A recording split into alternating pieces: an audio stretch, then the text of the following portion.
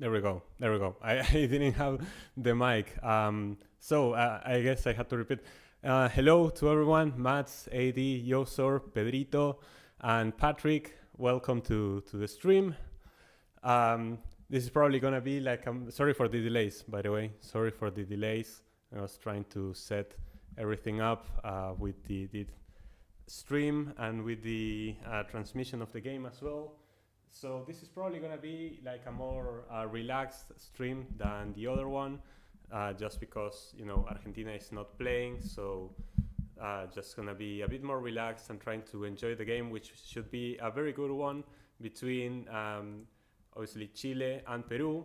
We know that these two teams have a big rivalry between each other, and there's also a lot of spice with Chile having Gareca as their manager, which is obviously the previous manager of Peru. So it should be very, very interesting to see how this one turns out. Obviously, this is also a part of Group A, which, as we know, is Argentina's group. Argentina is going to play against Chile on the 25th in New Jersey, and we're going to play Peru as the final match day. So, yeah, these are two teams that I would like to scout. And yeah, we're just going to try to enjoy this game as best as possible. So yeah, Clásico del Pacífico, exactamente. Hello, Cooley as well. The ultimate meet-off. Hey, no, it's not a meet-off. It's Copa America. It's gonna be more entertaining than France against the Netherlands. I'm sure about that. I'm so sure about that. It's gonna be more entertaining, I'm sure. Anyway, I think I need to set up the stream again. It kind of crashed again.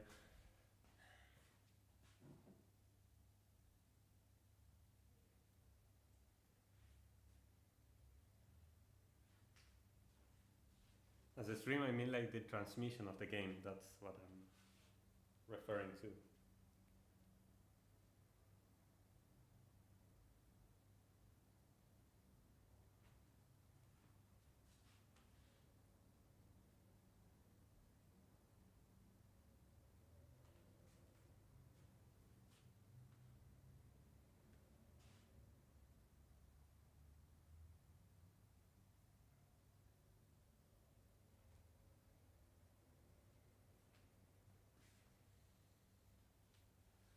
So, chat, how are we feeling ahead of this game? 40-year-old Pablo Guerrero against 41-year-old Bravo and 35-year-old Sanchez. Yep, a lot of legends of the game in this one, you could say. Where does Peru and Chile rank in terms of best international rivalries? Probably in the top 15. Is that reasonable?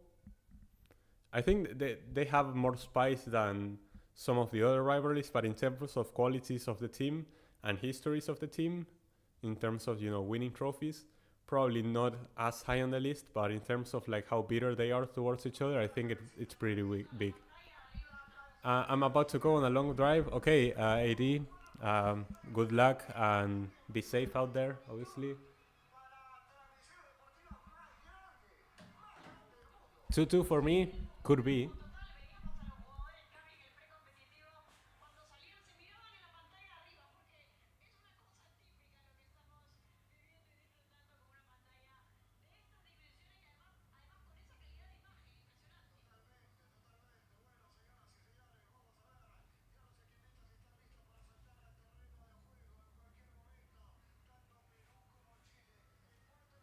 This is gonna be really annoying if the stream keeps disconnecting. Top 10 for me, it could be top 10 rivalry, honestly, as well.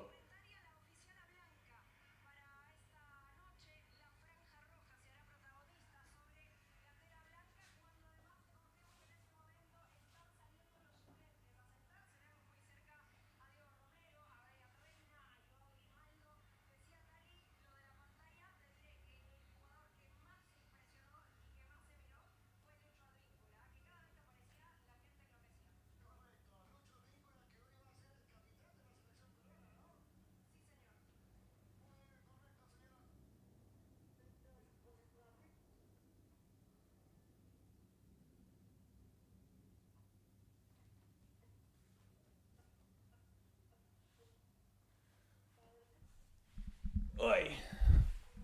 Bravo, my goat. Nah, how is Bravo your goat, actually? No way. Ter Stegen clear. Ter Stegen clear, by the way. So obviously, I'm bringing the Boca jersey because we're here to support our boy Luis Advíncula, who's gonna be captain of the Peruvian team today. But it's not looking good for Peru, honestly. They are last in the qualifiers. They don't have a lot of talent in their team, and yeah, they are still relying on old players to try and carry them, as well as the fact that they don't have a good record against Chile in head-to-head. So it's not looking great for, and also Chile are playing great under Gareca. So it's not looking great for Peru, but we're still gonna back them, at least on my end. I would take Bravo right now over Ter Stegen, look. Yeah. Probably. If I had to pick only one, would be Argentina win, Liverpool win UCL, Boca win Libertadores. No, Argentina win the Copa. Although Boca winning Libertadores is, I think Boca winning Libertadores, because I've already seen Argentina win the Copa, but my country is above everything. So Argentina winning the Copa and setting up the biggest rivalry and the biggest dynasty will be up there. I remember when Bravo got sent off against Barca. Yep. This female commentator is awful. She said Peru is gonna win. Look, if Peru wins, you're gonna have to agree with her. So, yeah, hello to Patrick as well. Silva, thanks for joining the stream. Vamos Chile, Pulgar, and my Isla, my Mengao boys. Of course, Alexis and Bravo for Barca, they rocked my childhood. But Peru got Guerrero. Yep, also another former Flamengo player. Listen, Chile, I think Chile is favored in this one. I think if Chile should win, but we're gonna see what happens. I'm gonna bring, because I also have to cook. This is also gonna be a cooking stream. I'm gonna be making some pizza, so I have to bring the ingredients while the teams walk out to the pitch. Actually, I have to kind of whoop.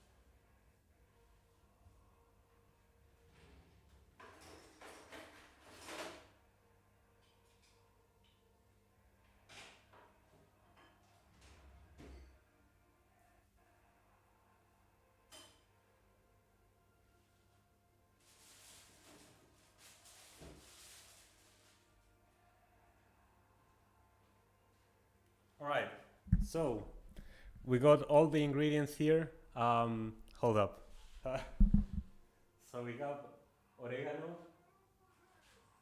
We have the tomato sauce, some cheese, some this big knife, which is gonna help me with the cheese, and obviously the pizza. The most important part is already here. So, apart from watching some good football, you're gonna watch some good cuisine. I'm gonna cook so hard this game. How can Peru win this? Advíncula long range shot and Advíncula crossing for La Padula as well. That's how I win. Gonna watch this war of a match, yeah. I haven't eaten. Cool, go eat. What are you doing, mate? Like, go eat. Not football in game. This is gonna be a pure thuggery. Yep. I expect a lot of fights and yellow cards. SA fans always turn up. Look at the atmosphere. Yep. The Americans, look, the USA may be host, but they are not gonna feel like the home team at any point. That's for sure. All right. It's time to cook, chat. Put a 1 in the chat if you think that this pizza is gonna be insane, and put a 2 if you think that I'm gonna burn the kitchen. All right. Let's hear it, chat. While the Chilean national anthem is playing. some sauce on the side. The thing goes grab. Pa pa pa pa pa.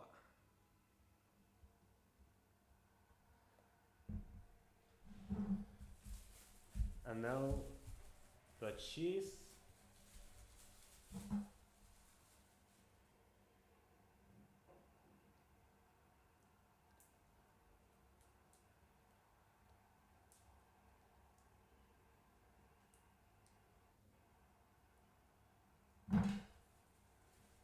May need to cut this one open. Let's see. Will I cut my fingers? Are my fingers gonna be gone? Live on stream? No. Saved.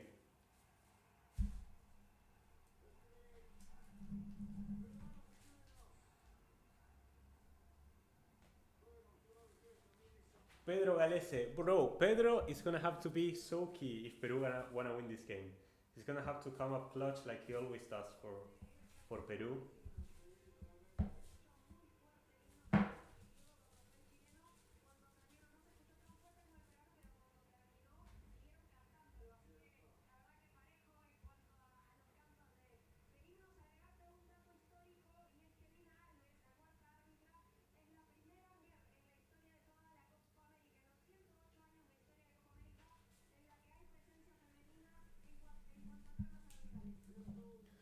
I'm gonna have to kind of be turning up for the chat. 1 and 2, 12. Yo, chat, you have no faith in me? What is this? 2. Oh, come on.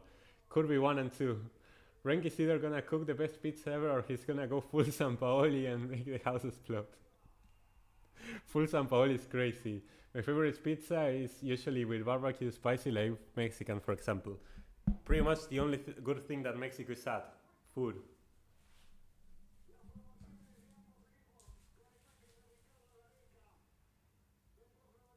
We're gonna have Mexico watchalongs, you know it. Mexico against Venezuela, we're gonna do 100%. We're doing Mexico against Venezuela. Yo, the referee, Mats, is Wilton Sampaio, your favorite referee.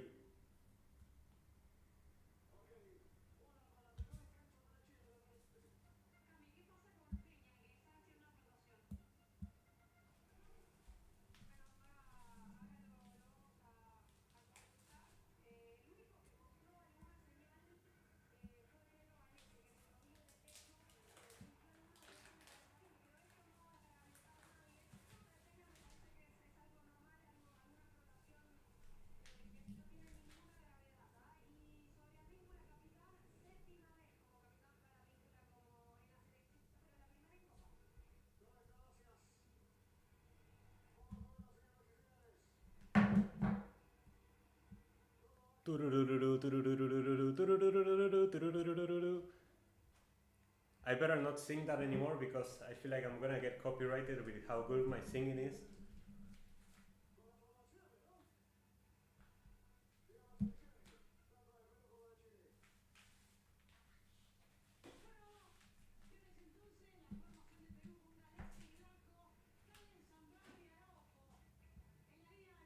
No, the commentator is repeating Peru's formation when they've already shown it, and now they are showing the Chilean one saying the Peruvian names. They're screwing up. They cut their phone. They cut the microphone. No way.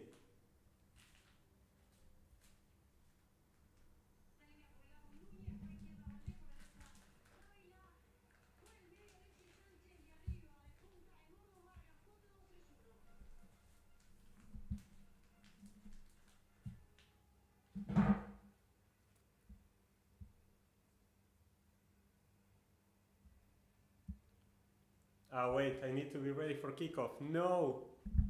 No!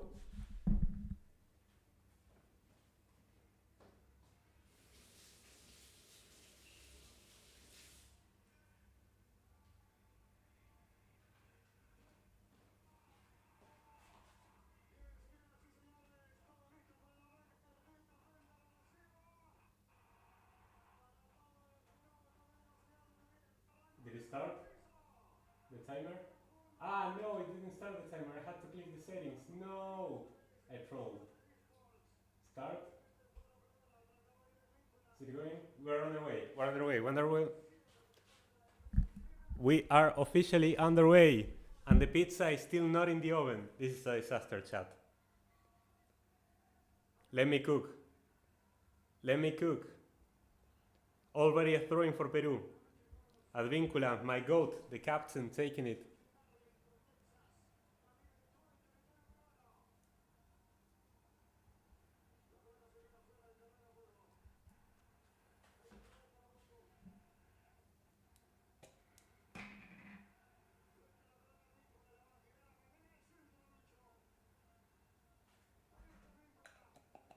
Ah, good cross Advíncula, but it wasn't enough. Alright. What's the chat up to? USA have great food in Texas. They are playing in Texas, I believe. I lead Ranks Pizza. Thank you, Silva. If you ever want to come over to Buenos Aires, maybe for the Copa Libertadores final, I'll make you a pizza. That is it. Mexico have tequila too. It counts as food. Is it really San Paoli? It's not San Paoli. It's good. We're gonna see it later. We're gonna see it later. Sampaio. Yes, it's Sampaio, the referee. Well, one team will suffer because of him. I hope it's Chile. We want Peru to win. What do you think of Ryan Edward Fortune? That was the guy that was with us in the Copa America preview, right? The travel show. I haven't checked out the rest of the videos on his channel, but he seemed like a really cool guy, honestly. Already more entertaining than France against Netherlands. Yep. Advíncula signing for Flamengo next year ranked? No. He's staying at Boca. He's staying at the biggest club at South America. Don't even think about it. Anyway, chat, I'm going to have to put this one in the oven. I'll let you see one small little preview of what the pizza looks like before it goes into the oven and it starts cooking, man.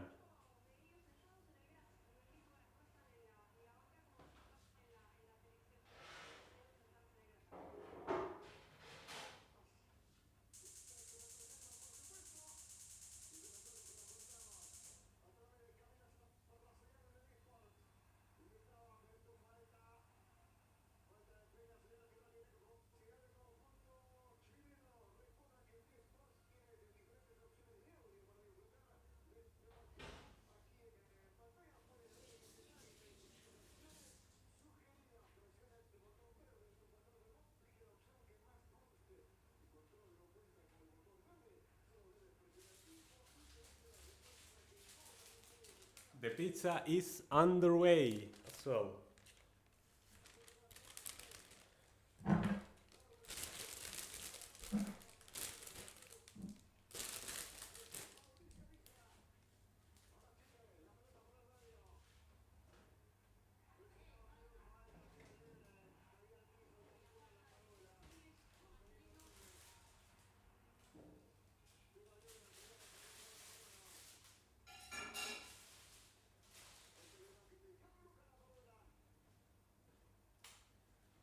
All right, let's focus on the game and we'll check on the pizza at halftime. What do you think, chat? Should be good. Let's hope it turns out well. For now, yeah, let's focus on the game. This one was one of the stadiums Ryan was at, I think, during last Nations League. Oh yeah, wait, is it the one in Texas? No, not Texas. Las Vegas. Is it the Ale Giant in Las Vegas? Renk, I'll come to Argentina for the final. You'll give me pizza and tequila partying while we beat River in the final. I hope. I hope you beat River in the final. It would be the best feeling ever. Why for you is Boca the biggest in South America? Because we have 6 Copa Libertadores, second only to Independiente who have 7, but we have way more leagues than Independiente. We have 34 league titles. Independiente has like 15. So it's like not even close. And we have also never relegated, the only club in Argentina that has never relegated. We have won the Club World Cup 3 times, beating in the final Borussia Mönchengladbach, Real Madrid and AC Milan. Real Madrid and AC Milan, the two most the two clubs that have won the most Champions Leagues. We also have beat River in head-to-head. So really, also the La Bombonera is the most iconic stadium in Argentina, and I'd argue one of the most iconic stadiums in the world. And we also saw the likes of Maradona come out from the club, Riquelme, many players that really influenced the game. Maradona was a Boca fan. Like, everything points out to Boca being the biggest club in South America and the biggest club outside of Europe as well. La Padula just got stuck, not even 5 minutes. This is South American football. This is Fuchibol. They are the most iconic and most well-known outside in Europe. Yeah, that as well. Boca is also the most well-known team that is not from Europe and around the world. Like, outside of South America, even people know what Boca is about. We are everywhere. I think the stadium is the same that the USN won the last Nations League in. Yeah, the one in Las Vegas. Las Vegas. Yeah. That was the Nations League one. Let's see how Peru do in this game. Really interested to see if they can challenge Chile. And I also want to see how Chile look, because I have a feeling that they might be the team that gives us the most headaches in this group. Under Gareca, they've looked pretty good so far. In Brazil, we say Boca is the biggest. I mean, that is also a point, that Boca is the only Argentinian team that has a positive record against Brazilian teams, especially Palmeiras. We always beat Palmeiras. But even teams like Gremio, Cruzeiro, we've beaten often. We haven't had many encounters with Flamengo. I think we are tied in head-to-head with Flamengo in the few games that we've played. But the other clubs, we pretty much dominate in Brazil. In recent years, maybe not so much, because Brazilian football has grown a lot with the Serie A, and the economic stagnation of Argentina hasn't helped. But when the playing field was even from an economic standpoint, Boca was always on top. How will the rest of Foresight trade Ale in Las Vegas if Ecuador secure the knockouts there? Hey, it's gonna be fire if Ecuador managed to secure qualification in Las Vegas, especially if it means that they beat Mexico in the final match day. Zico owned Maradona when we faced. I probably should watch highlights of Flamengo against Boca when Zico and Maradona played against each other. I'm looking forward to USA streams on your channel. We should make USA watch-alongs. Most likely USA against Uruguay is going to be the one that I'm looking forward to the most. Maybe USA against Panama and USA against Bolivia. I feel like those games won't really deliver. But USA against Uruguay, sure, we could make a watch-along. And if USA get to the knockouts, we are definitely watching that game on stream. Okay, Peru playing down the middle, that's a foul. That's a foul on Edison Flores, El Oreja, playing for Universitario, a legend of the Peruvian game as well. The Sport Club Corinthians better than Boca Juniors? Fuck you.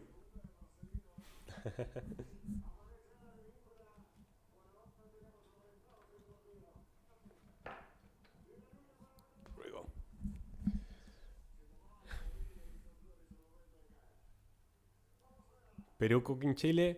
Hey, it's only just started, but it's already positive signs for Peru that they are able to hold possession and be the ones closer to Chile's box. I know we're catching, we're looking for straws here for Peru, but any positives are positives for Peru currently. It is what it is. They are in such a poor state that the fact that they have looked better so far in this game. Reminder for everyone that no spoilers are allowed in the chat. If you see something big happen in the game, don't worry, don't type it in chat. I'm gonna see it too eventually if I'm behind on the stream. So don't type if anything important happens in the game. You can talk about the game, like say, oh, this team is playing better than this player is doing well, this player is trash, he should be subbed out. You can talk about those types of things, but not talk about big specific events that you haven't seen and I haven't yet reacted to, because that kind of ruins the whole point of the watch along. You guys are watching to see my reaction to the game, so if you ruin my reaction, there's no point in me doing the watch along. And if I see a spoiler in the chat, I will close out the chat and I will not look at it again. I want to also enjoy the game. So spoilers are completely prohibited. If you see something in the game and I haven't reacted to it yet, don't type it, okay? Not only do I watch your watch along, but I also watch the Stanley Cup Finals Game 6 between Panthers and Oilers. even though you don't care about ice hockey. Yeah, I don't know anything about ice hockey besides the fact that from time to time they really like to beat up each other. Like they decide to go into massive scraps in the middle of the game. I also had a Canadian friend who we were talking while they qualified for the World Cup, and I was like, "Oh, congrats for Canada qualifying to the World Cup in such a long time," and he was like, "What? We qualified for what? I don't know. I watch ice hockey. I don't care about football." And I was like, "Okay." He just assumed that Canada are so bad at football that he didn't expect to qualify for anything, so he wasn't even up to date with that. Both teams have an average age of 31, worrying me for their future. I think that Peru's future is more worrying than Chile's because Peru has absolutely no talent coming up the ranks, and their under 17 and under 20 teams got beat badly in the last few international tournaments they attended. Meanwhile, Chile still have like Marcelino Núñez, Darío Osorio, Damián Pizarro, some young players that they can possibly call upon in the future. But yeah, both teams are really old. What a stream for rank. You need a better one. A better one what? Like, come on, man. Ale commented on the video, I had you and Ryan on saying I will definitely not hit a slot machines in Las Vegas, referencing the advice about that being a scam. Yeah, the house always wins. You know, that's just how the way it goes in Las Vegas. You can never trust the casinos. It is what it is. I need to have the scoreboard around in case I need to update it. Very nice coverage today by Callens, denying Alexis Sanchez. Renkan broke this week. Hard times ahead. Where did your money go? Sports betting? Did you put all your money on Yamal scoring against Italy or what? Vidal, all this shit talking can't even get called up. He was talking about how he's preparing for 2026. It looks like Arturo Vidal's children will still be asleep. He said that his kids needed to rest because his daddy needed to qualify Chile to the World Cup and they haven't qualified since. So tough times. They are still asleep and they will remain asleep probably forever. F in the chat for for Arturo Vidal's kids. Bills and Yamal, fair enough. The Yamal stock, nah, just kidding. The guy is falling out in the Euros. Spain are gonna win the Euros. You heard it here first. Spain are gonna win the Euros. England are trash. France are trash. Portugal are trash. Spain is gonna win the Euros. It's an easy dub.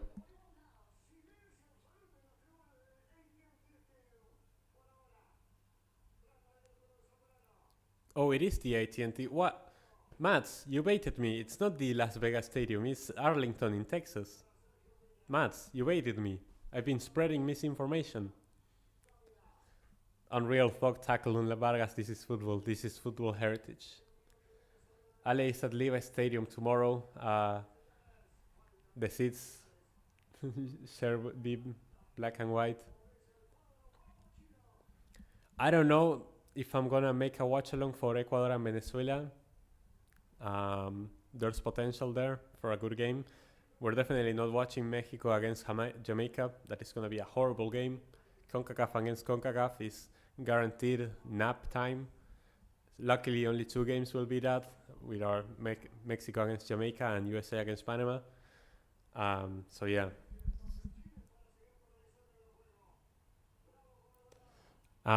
Didn't I say Texas? But you said it was the game where USA. You said it was the stadium where USA won the Nations League, and that was the Allegiant Stadium in Las Vegas. The stadiums look a bit similar though. Not from the outside. From the inside, they look very similar. But hello to Elijah. Dallas should host the World Cup final, not New Jersey. I mean, but the MetLife Stadium is very iconic, and I feel like being in close to New York is takes a big part in that. Like Texas is just near nowhere. Oh, what a miss! No, Alexis Sanchez. How did Sanchez miss that? Yo! Massive chance for Chile. It was pretty much just a tapping for Alexis Sanchez and he fumbles it. Sends it over the crossbar from a yard out. It was a great cross from Vargas and yeah, Alexis Sanchez just doesn't get his foot right. No, and it goes over the crossbar. What was that? Yo. Crazy. Black and white under the dog. Flores, don't you dare dog Pulgar. Alexis Sanchez, what the fuck? New York and time zone tax, yep. Nah, but the MetLife Stadium is cool. I get it that Dallas has... this one is the Dallas, right? Arlington? Or am I crazy? Which one is the Dallas one? They want in Allegiant and TTNT. And the latter being this year? Okay, fair enough. I can't believe that Alexis Sanchez missed that chance, by the way. Should have been 1-0 to Chile. It was a great play from Vargas. Chile kind of growing into the game. Peru need to wake up.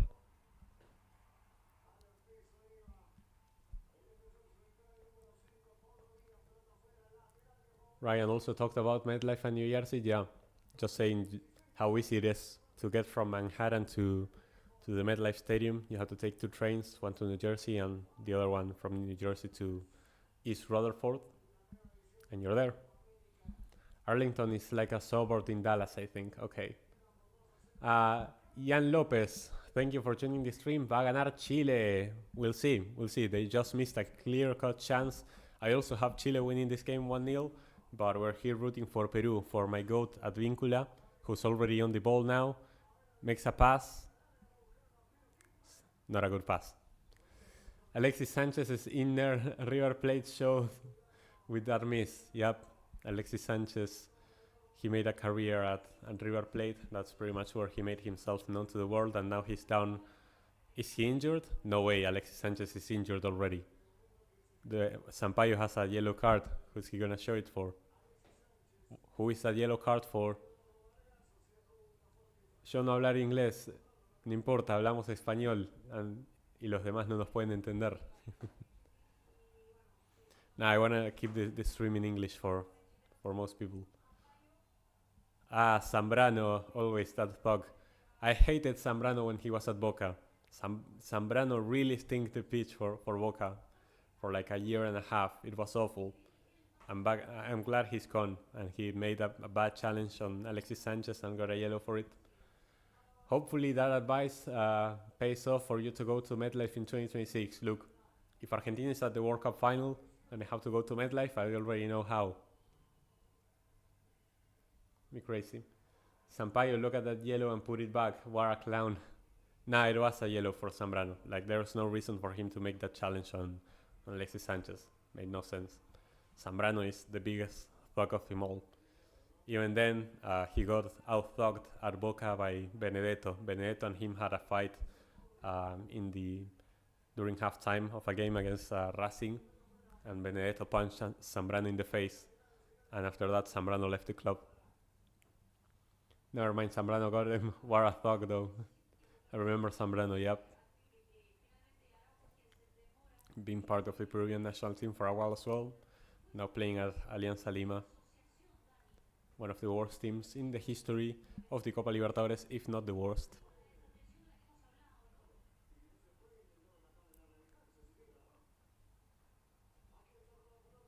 Okay, Peru. Oh, nice back heel. What was that, Flores? I really thought he was gonna go for goal, but he messed up. It was a nice play from Peru, but couldn't finish with a shot. The game between Argentina and Chile is almost 8 years to the day of the Centenario final, and it's gonna be in the same stadium as well, in MetLife. So I hope that Messi gets a penalty, a dubious one, so that people cry in social media as well, and Messi scores against Chile in MetLife, so he can take that grudge away from him. He's on the FIFA Game 2010 World Cup special. Really, but Peru didn't qualify for the 2010 World Cup. They were awful. Holy crap, this is mid of my days. I can't watch 2 mid games in one day. I don't have the heat in me. Look, we knew this was gonna not have the best football in the world, but it has the thuggery. People, they're gonna be scrapped. It's gonna be messy. It's gonna be scrappy. And that's the beauty of South American football. It's not the pretty football, it's the ugly football, okay? It's still more entertaining than watching France against the Netherlands stink up the pitch for a 0-0 draw. Times Square would probably be the second best place to watch the World Cup final, probably. Welcome Antonio Badani to the stream. Zambrano just gets way too heated. Always he makes dumb decisions. I'll never forget when Neymar said "Está loco way" when injured in Richarlison in World Cup qualifiers. Pulgar is being such a thug. Everyone is a thug right now. It is what it is. Flores? Flores? Flores? No!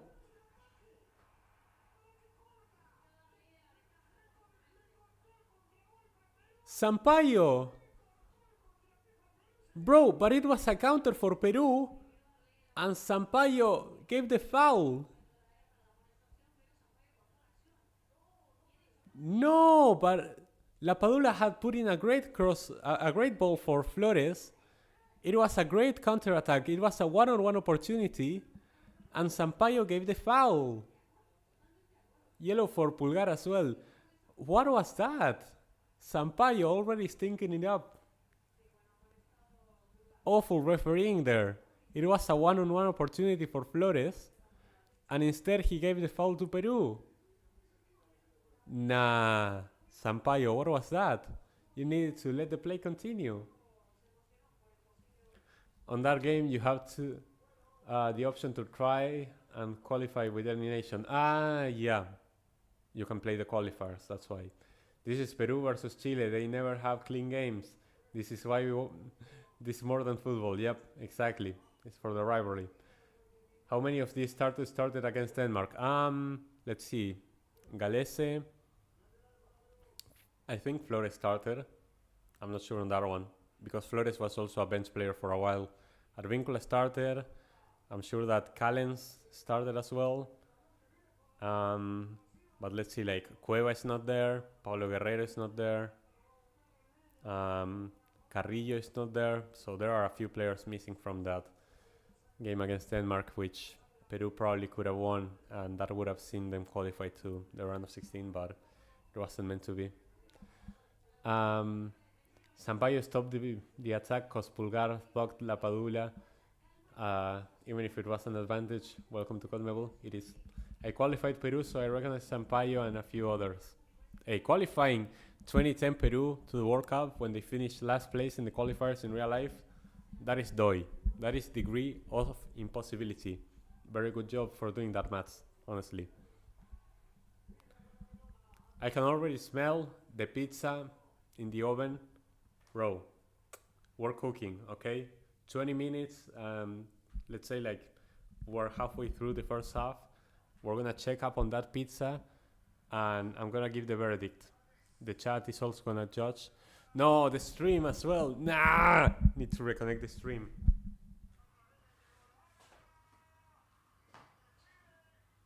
And Chile has a great chance as well. Ooh.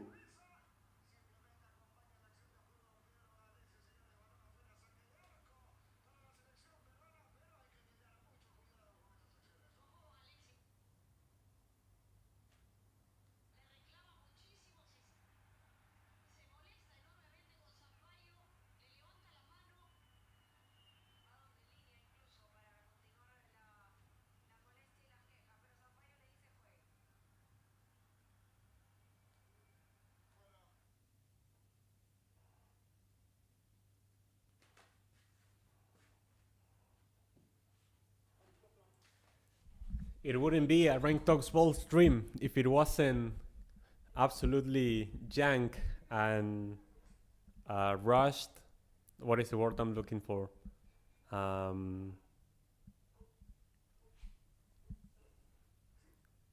English is hard. Scuffed. Scuffed was the word. It's completely scuffed. Chile almost scored, got fucked in the process, of course. Too funny. Yeah, I think it was Vargas who got close with that header. I didn't get to see the whole play because I was setting the stream back up, and I have to do it again because it's dying on me.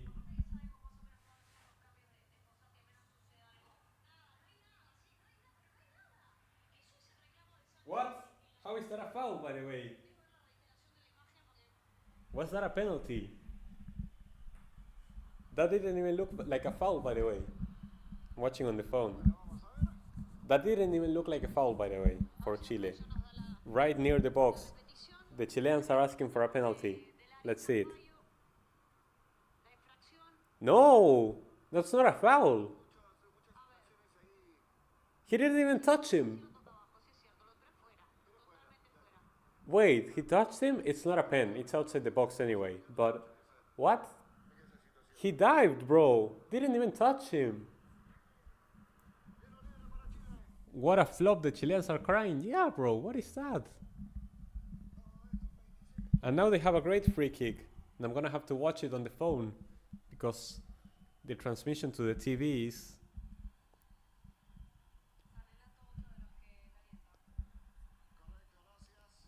Some Peru players already warming up because it's not looking good.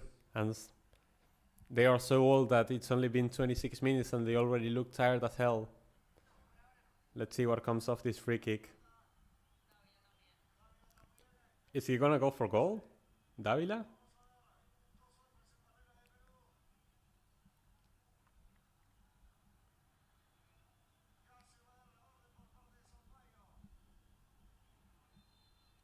Let's see. Chile with the free kick near the box. Advíncula clears. Advíncula, my goat. Advíncula, my goat, clears it. I dominated the first third. Then I started bottling first place. Slipped down the table fast in the second half of qualification. And then qualified Peru on the final day by winning 5-0 at home to Bolivia. It's the math adds up. I have my Fire TV and sports streaming up, including it's mostly working even when 50% of the buffering.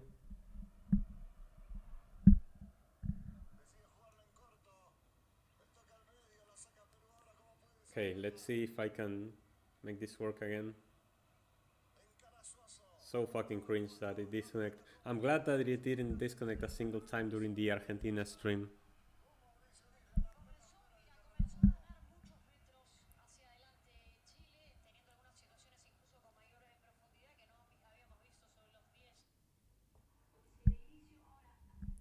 Alright, come on, just stay that way. I want to be able to have a normal stream, man, it's all I'm asking for. Alexis and Vargas arguing, love to see it. Peru can win. Will probably win 1-0 either way. Yeah, honestly, if either team is gonna win, it's gonna be 1-0. But here comes Chile. Ooh. Alexis over the crossbar. Okay, Rank, I gotta go. Peruvian neighbor is coming. We're gonna watch the game together. Silva, thank you for tuning in. Have fun watching the game with you and your friend. And yeah, thank you for stopping by. Have a good time, man.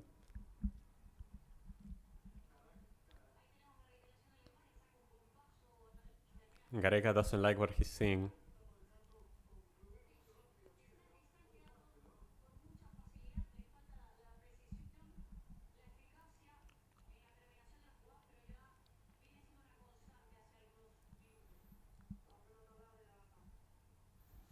Chile have created the two better chances of the game, but it's not like they've been completely dominant. The game is definitely very slow. You can tell that the teams are nervous. You can see how much of an important game it is for the rest of the group. Oh, here comes Chile again. Okay, clear the way. And it would be massive for both of these teams to get a result. Here comes Peru on the break. Flores tries to dribble past. Doesn't win that. Doesn't win that duel, Flores. And now it's end to end. But Peru recovered the ball again in the midfield. And it's a complete dogfight in the midfield right now. Someone went down as well. The thuggery is out of this world right now. In the actual World Cup, I can only remember beating North Korea and losing to England in extra time. Took a red card on the penalty to start falling apart. Unlucky. Coffee and sweet bread for today, Renk. Vamos. How's the match ending? Kule Podcast. Hello for joining. I think it's gonna be 1-0 to Chile, and that was my prediction. But I really hope Peru win. We're here for Advíncula. That's what we're doing. My prediction has been 2-0 for Chile. Could also happen. I feel like whoever scores is just gonna try to park the bus, because that's usually how it goes between these two teams. Is coffee and sweet bread the only thing you're gonna eat, Kule? Like, come on, man, love yourself a little. Actually, I need to call you Vic, because we also have another Kule in the chat. So, like, if we have two Kules in the chat, I need a way to distinguish you both. So one is gonna be Vic. For me, I know I'm biased as Peruvian, but either way, whoever wins this goes second in the group. I know Canada had a decent game against Argentina, but I just don't think they can win against either Chile or Peru. Yeah, I mean, the main thing for Canada is how they can compete against CONMEBOL teams, but against Argentina, they had a great game. We're gonna see if against Chile or Peru, they can replicate that performance, if they can be consistent with it, and if they can be more physical than these teams. That is gonna be the main thing. Okay, here comes Peru on the break again. La Padula tries the shot from outside the box, but it's blocked. Peru are finding some spaces on the break. Here's Advíncula. In transition, Peru look stronger. Advíncula. Let him cook. He's holding possession. Advíncula passes it. Nice. Sergio Peña, man. Forgot my predictions. I'm gonna say 2-1 for Peru. They can deal with the thuggery from both teams. Yeah, that's gonna be the main thing. Can they deal with that? I think pizza and salmon after getting home from watching England. Kule and Kule Pod. No, it's gonna be Vic and Kule. That's how we're gonna do it. Canada have a good chance against Peru. Yeah, I really think. And against Chile as well. Canada can beat both of these teams. But the main question is gonna be that what Antonio was saying. Can they outthug these teams? Or if they cannot outthug them, can they win in quality, in pace, in whatever? Advíncula is down. Let's hope it's nothing. Remind me what's on your pizza? Oregano. It's mozzarella, plain as pizza.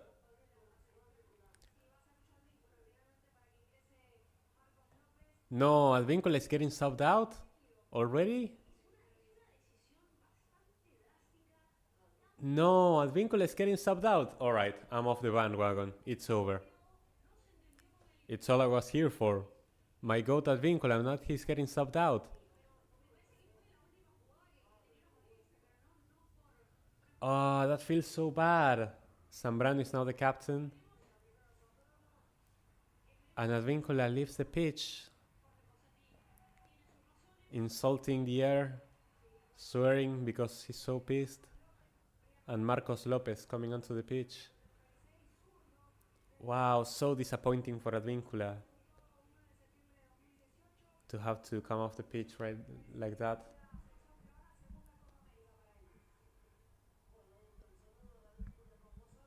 I just don't think Canada has enough quality to get through either team.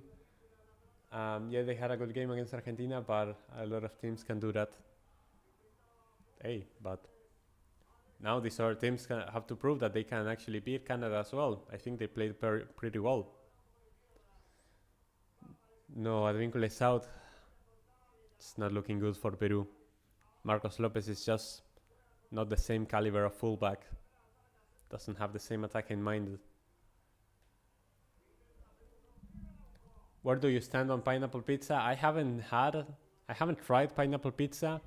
It sounds pretty disgusting, but until I don't try it, I'm not gonna pick a stand. I think it tastes horrible. It looks horrible. It sounds horrible, but I don't want to judge without actually trying it because there are some things that I also assumed were absolutely disgusting and I ended up liking. We have to see how these teams just play just to know when we can face them and when we play them. Exactly. Um, but so far it seems like both teams are just trying to be very physical and hit on transition, which I think that Argentina can beat pretty easily because we are very physical ourselves. We know about a thing or two about plugging, and we just have more quality than these teams. And our defense is very solid. So if Chile and Peru play like this against Argentina, I'm not really worried. But we have to be careful against like players like Alexis Sanchez, Vargas, if they can get on the flank. And from Peru, I don't know. If Advíncula ends up being injured, it's gonna be a big blow for Peru, definitely. Now that Advíncula is out, will you support Gareca? No. We're still going with Peru. It doesn't change my stand on the game. We're still supporting Peru. You end lying rank. I just like to roast CONCACAF teams. Hey, the level of CONCACAF is very sus. I really don't rate Mexico. The USA, I think they're gonna make it out of the group, but just because their group is super easy, I don't think they will have anything in the quarterfinals.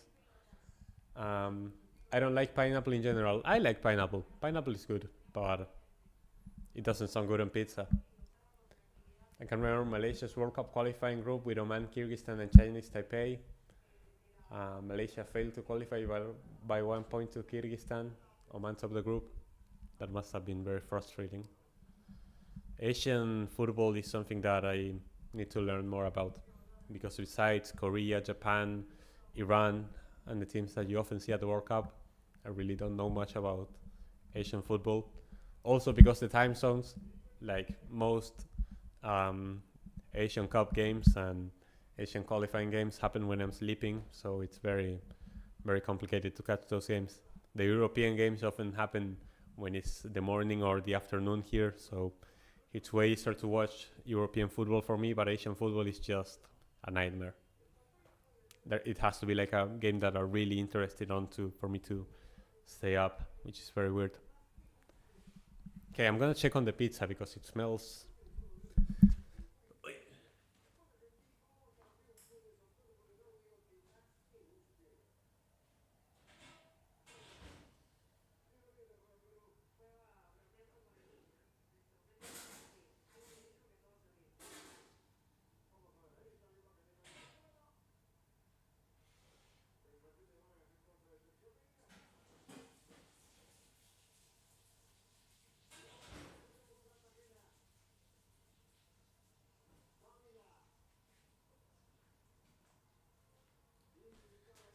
I'm glad I went to check on it because it was overcooking.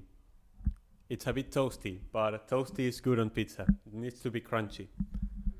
But I'm glad I took it out when I did because a bit more and it would have been fully burnt. I kind of underestimated my oven yet again.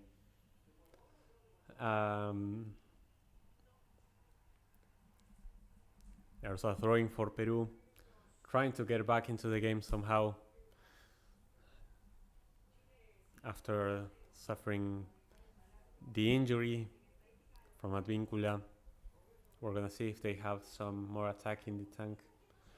Rank, can you guess the city that has the world's oldest pizza restaurant? Is it Pisa in Italy? As I am a Malaysia and Singapore fan in USA, I literally don't miss these games for my teams. USA are also the ones that I'm watching as I support my country. Yeah, makes sense.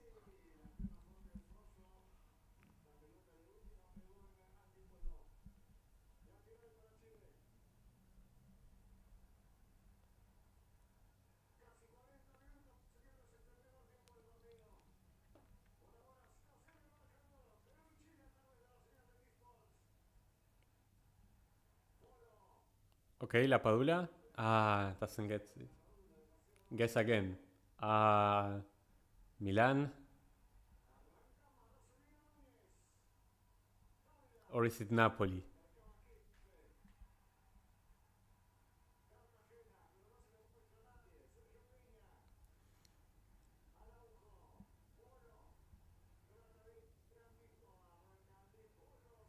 I have a clue if you run out of guesses. If it's not Milan or Napoli, probably Genoa. Where else would you have one? Turin? I don't know.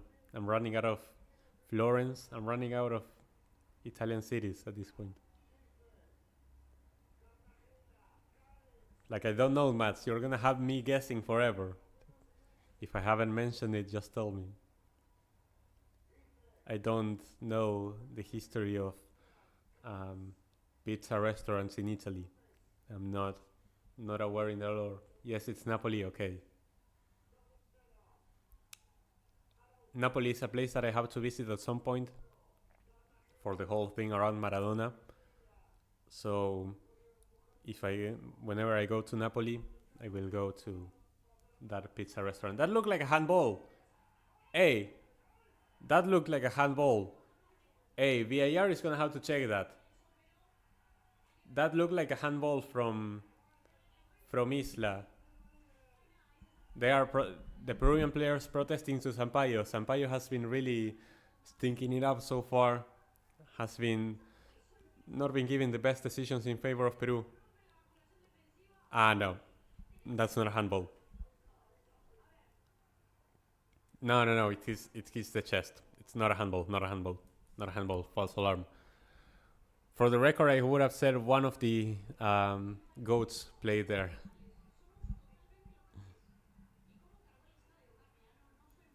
Yeah, no, it's never a handball. False alarm.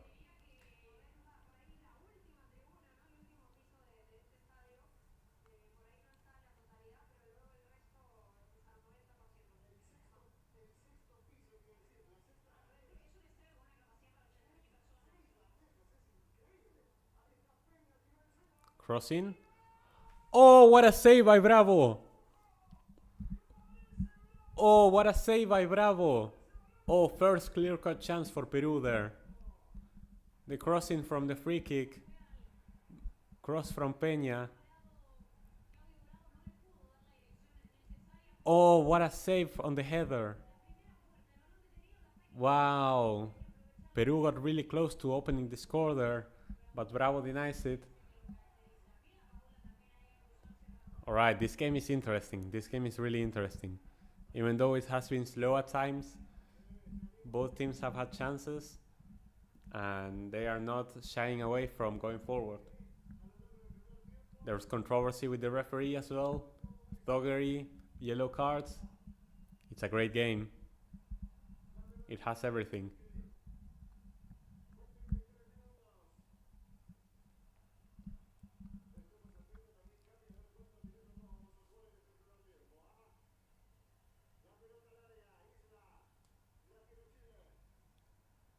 Okay, Chile playing out from the back. Great combination play. Let's see what they can do now in the attack. Isla leading the way, crosses it, and Peru's defense clears it. But they cannot stop the ball from going out for a throwing. And Chile potentially gonna have the last hurrah in this first half.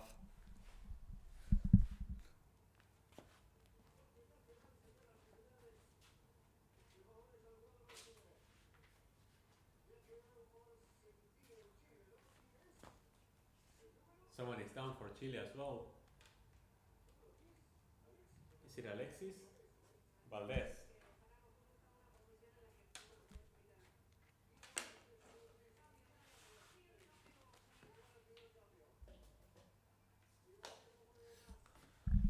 Another player injured. This time for Chile is Valdez, the midfielder. Unlucky for Chile because he's a key part of their midfield and he had played great in the qualifiers and got injured there. And now coming back from injury, he gets injured again and needs to be subbed out. So Chile also burning a substitution in the first half due to injury. We're gonna have 3 minutes of stoppage time. Wow. Oh, I needed to click to update. Man, I think Peru has been good for at least their standard recently. It's just attack isn't good. La Padula isn't fitting for Peru's needs. Peru's attack, only 1 goal in the qualifiers. It's a big question mark. The fact that Paolo Guerrero is still in the squad shows how little attacking depth there is in this team. La Padula just doesn't cut it. Valdez is going to have to get subbed out, yeah. Napoli is the only Italian city I visited. This was before I found out the world's oldest pizza restaurant. In Italy, I've been to Rome and in a small town called Gifoni and also in Positano. Positano was beautiful. Positano is probably one of the most beautiful places I've ever been. I went to Napoli in April 2017. I went in June 2016 to Italy. Claudio Bravo is still moving from that save. What impact did Maradona have on Boca? Well, Maradona came to Boca after being the top goal scorer of the league 5 times in a row for Argentinos Juniors. He was a Boca fan, so he really wanted the move. And in his first season, he was the top goal scorer of the league again, and helped us win the league in 1981. And instantly after that, he left for Barcelona in what was back then the most expensive transfer in history. It was like 6 million, but back then 6 million was the most expensive transfer in the world. And yeah, he went from Boca to Barcelona, and after his entire career in Europe, he came back to Argentina and played his last few games, the last few years of his career at Boca Juniors. And I mean, the impact he's had mainly as not in the terms of winning trophies, but just as an icon, and also being there as a Boca fan in La Bombonera for every title that Boca won after he retired as well. Obviously at Napoli it was at Napoli he was a legend. He's still a legend in Napoli. I mean, the stadium is named after him. In Napoli he's a god. It's like a religion. He took Napoli, which was a club fighting with relegation, and made them champions. And before the last title that Napoli won very recently, they were the only trophies that Napoli had ever won in their history with Maradona. So, and he was pretty much doing it all on his own, especially the first few seasons. Later on, they got a few signings, Careca, Politano, but before that, it was Maradona. It was a one-man army, and he helped Napoli so much. So they only have admiration for him, like no other city outside of Argentina. Bravo with a mustache looks like a sheriff. Everyone with a mustache will look like a sheriff, honestly. This is truly a classical Pacifico players getting injured left and right. Yep, it's ugly. It's getting ugly. I was in one of or two villages in Italy, I don't know the name too. Having Maradona is another factor to Boca being the biggest club in South America. Yep, exactly the same way with Santos having Pelé and Neymar. But it's pretty much the only thing that Santos have going for them, because in terms of titles, sure they have 3 Copa Libertadores, which is joint most in Brazil, but they don't have a lot of leagues. And also recently they relegated, because another thing that Santos had going for them was that they had never relegated, and now they relegated, so they no longer have that going for them. And in head-to-head against the other big clubs in Brazil, they really don't hold up, and they also don't have the most fans in Brazil. Palmeiras, Sao Paulo, Corinthians, Flamengo outnumber them by a lot. So the 3 Copa Libertadores, Pelé and Neymar are the best arguments for Santos being the biggest club in Brazil, but it's not enough in my opinion. I think that Sao Paulo and Flamengo are too much. Alexis Sanchez is finished. The chance that he missed was insane. There's the halftime. So I'm gonna go get the pizza, and then we can discuss this first half. I'm gonna reset the timer, and get it ready for the second half. But I'll be right back, chat.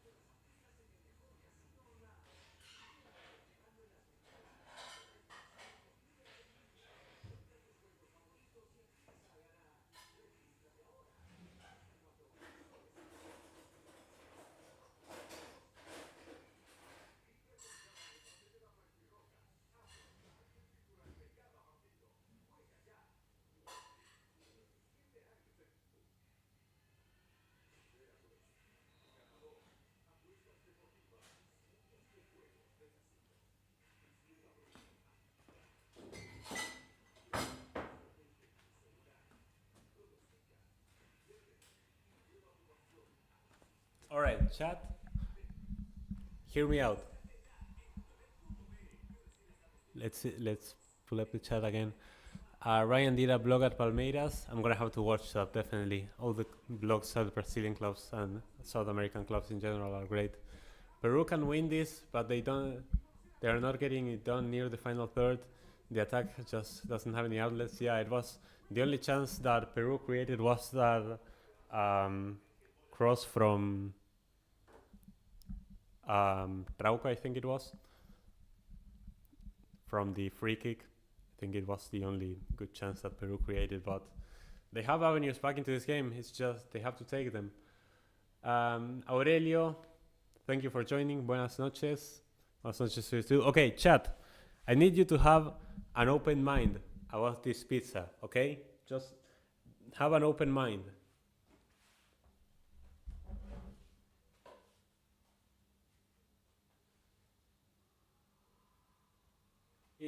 It's a bit toasty. It's a bit toasty, but toasty is good. It needs to be crunchy. You know, you need to bite and a pizza needs that as well. So like that's why I'm telling you. Even though it looks burnt, it's not burnt. It's toasty. It's different. Okay.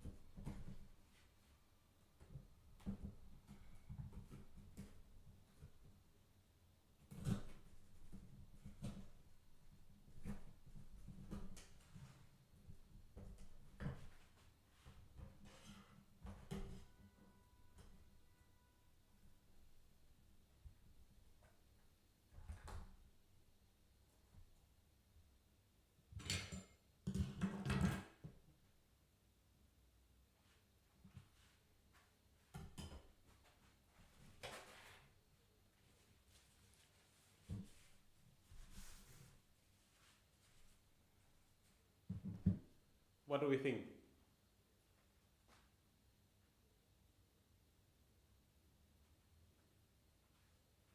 I'll give it a 6.8 out of 10, says Mats. That is weirdly specific. Like, how do you even get 6.8 from? How? What are you measuring? You're making quantic science with pizza? No toppings? Listen, I'm a, I'm a college student, okay?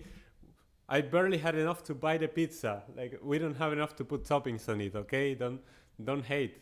Well, my prediction is safe 1-0 Chile to win. My prediction is also safe, but I really hope that Peru find a way back. Ryan was also at Argentina 2, Mexico 0. What a game that was. We revived very much after the loss to Saudi Arabia. Man, that pizza looks amazing, maybe because I've been drinking. Yo, come on, don't be mean, chat. Got a pizza out rank, but arriba Peru. Okay, Antonio, thank you so much for tuning in. And yeah, let's hope that Peru manages to get the win. Chef rank, hey, if you need advice on how to make a pizza, you only need to watch this stream again and leave a like. Though it looks a bit more like a pie or a quiche, at least it looks edible.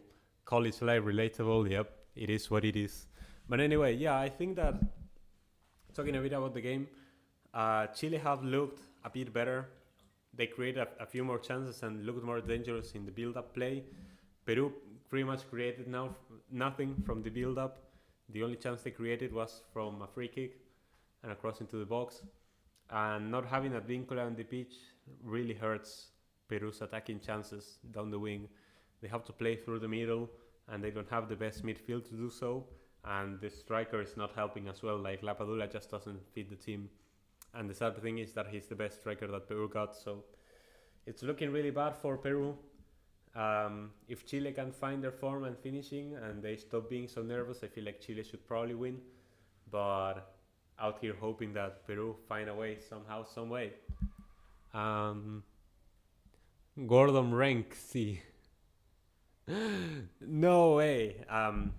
Bro, I would love for Gordon Ramsay to rate my pizza, yell at me, spit on my pizza, and just disgrace me.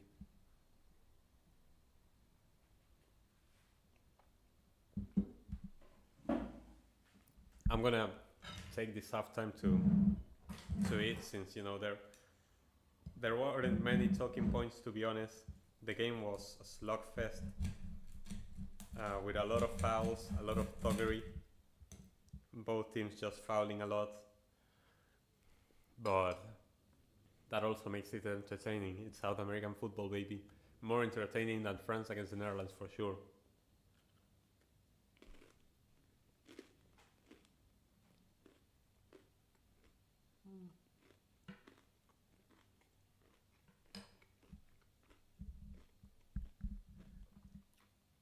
Gotta say, it's a bit more crunchy than I would have liked. Still very good. I'll give this pizza a solid 7. It's a 7. It's very close to what Matt said. It's a 7. It's fine.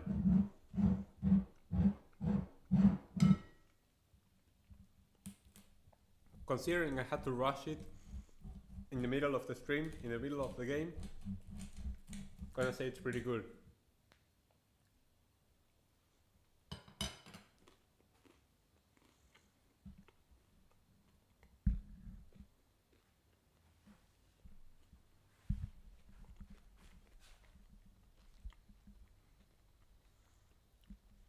One out of 10, Peru, Chile, France, and Netherlands. France versus the Netherlands was super boring. This is boring, but not as boring. Okay, chat.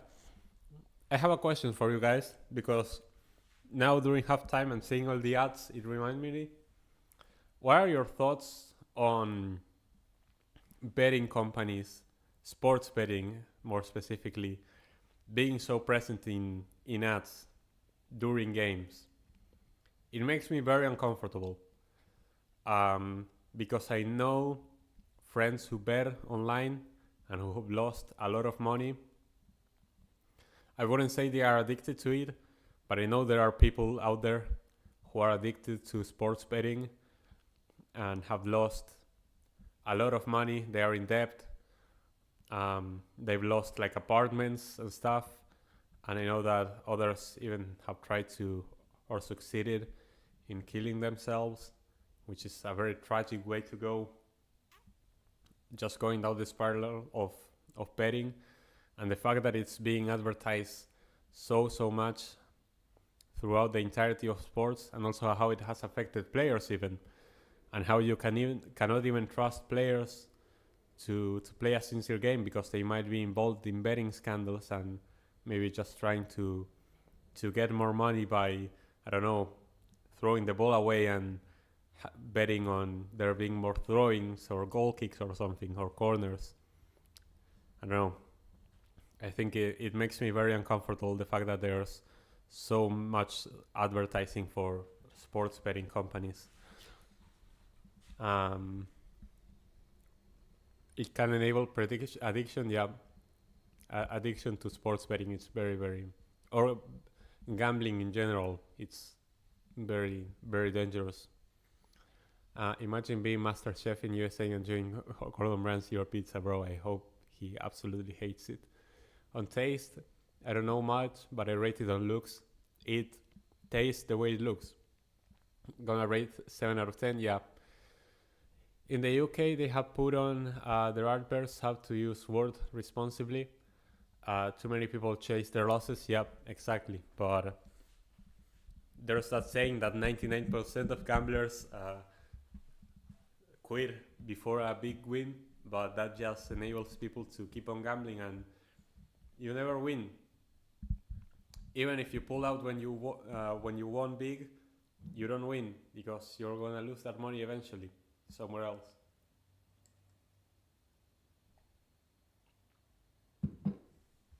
You never win money in betting.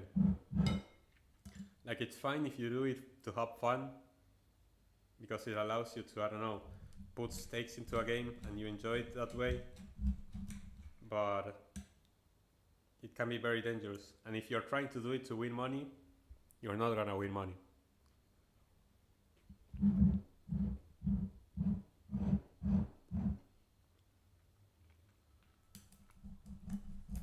It feels they're trying to sell it to you as if it wasn't a scam, because it basically tells football fans, okay, how much do you know about football? If you think you know so much about football or any other sport, you can test your knowledge and actually use it for profit. So you can bet on a game that you think you know how it's gonna go and see that how your knowledge on the sport gets you a profit. But most of the time it doesn't go that way. And the more you bet, the more chances there are that you will inevitably lose.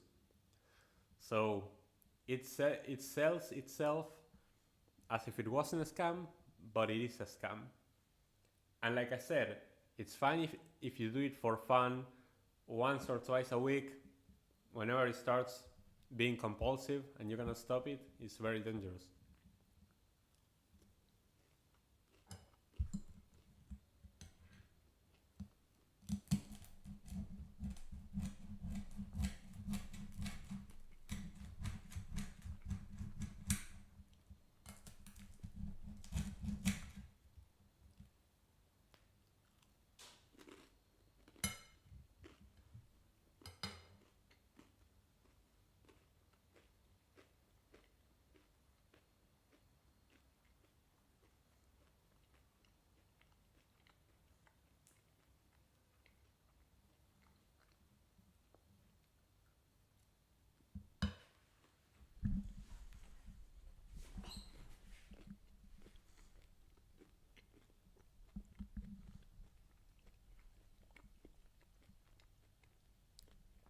I know one player who did betting for intellect. Yeah.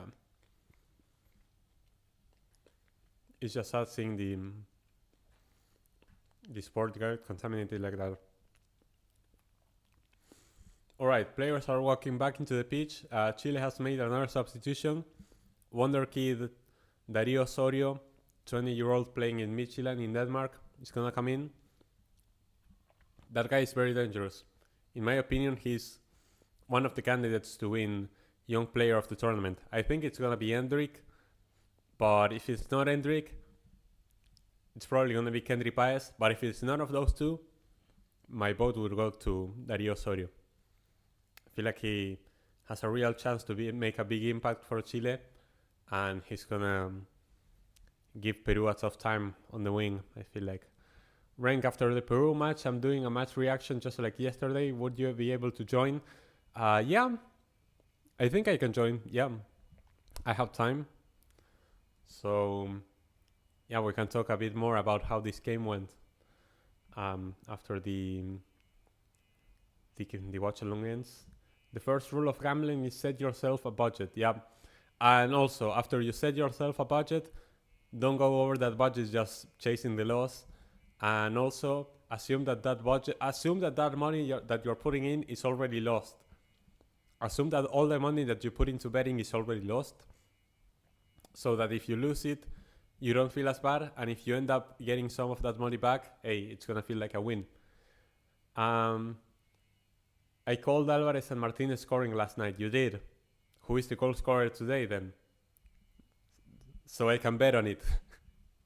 Just kidding. No. We're getting near the start of the second half, so I need to be quick on the clock.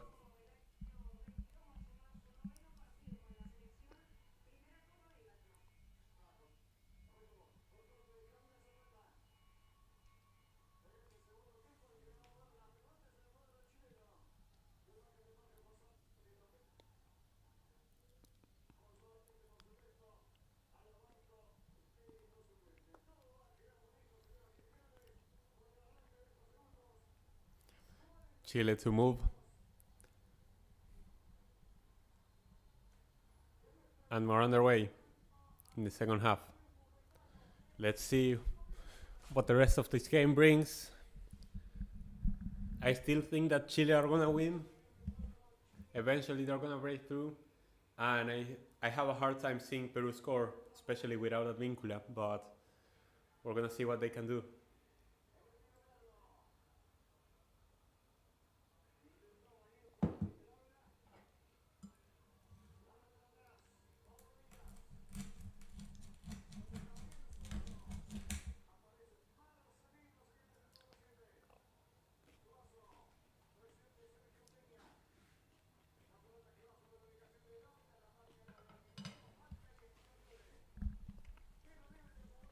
I need to get close to read the comments. After I'm done eating, I'm gonna sit here.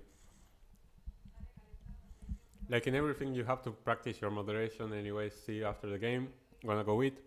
See you after the game. The other people in the chat, go follow Kule Podcast. Not only he does coverage of everything related to Barcelona, obviously, as his name implies, but he's also from Argentina, living in the United States. So he's obviously going to be covering the whole of the Copa America and also the Euros.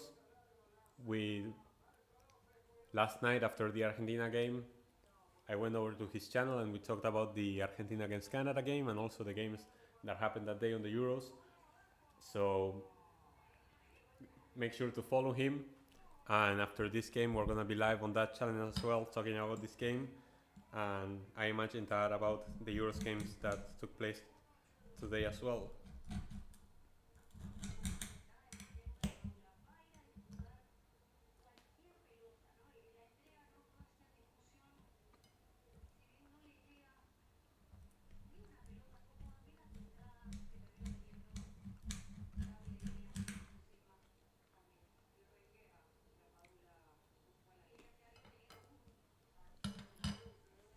Davila gets a yellow card for a foul on Lapadula, and Peru has a free kick.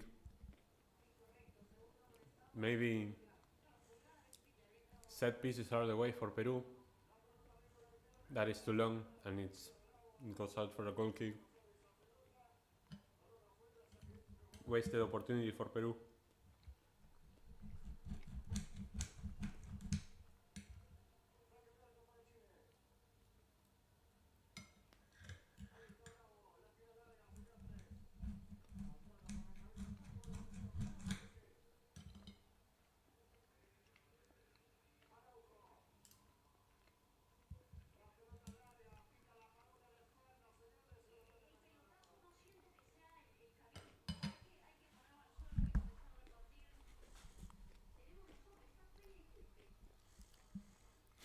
Remember when Belize and Chile had to give up, like in River Plate, because they were so ass? Yep, I remember that. I'd be putting cats on Twitter in the build-up to Chile versus Argentina, bro. The cat meme is wild.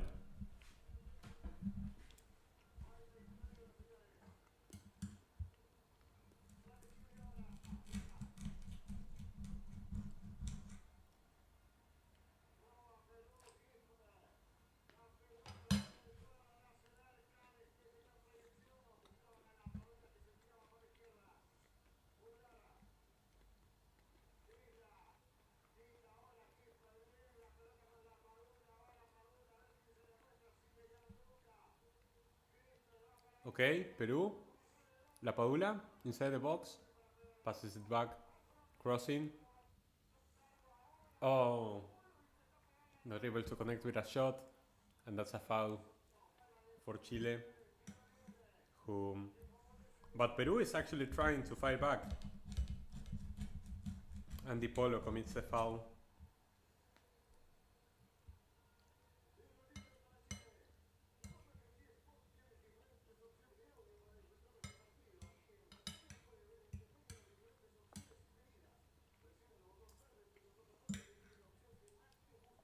Let's see if Peru can actually do something, because so far they are going at Chile in the second half.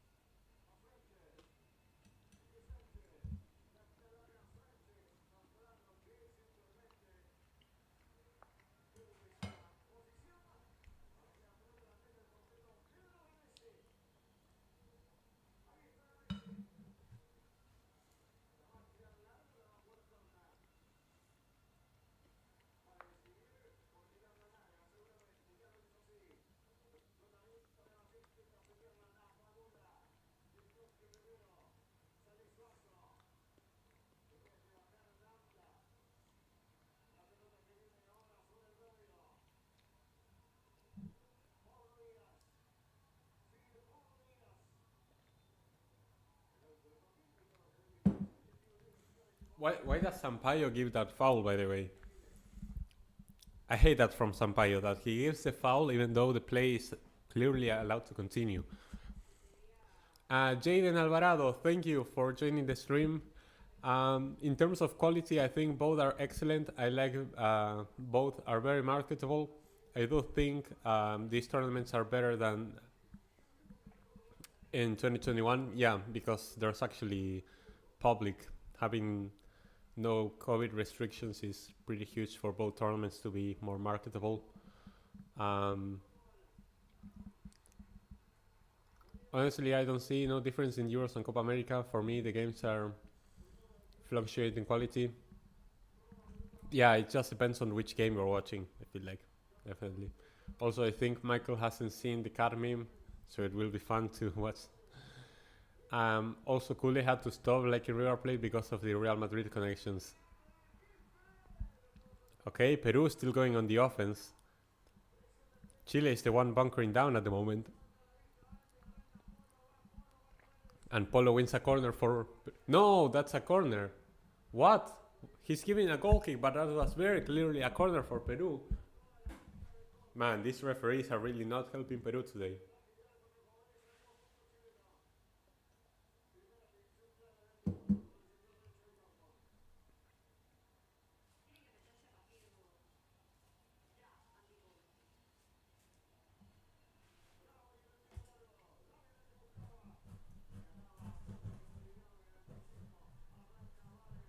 Oh, Vargas? Nothing.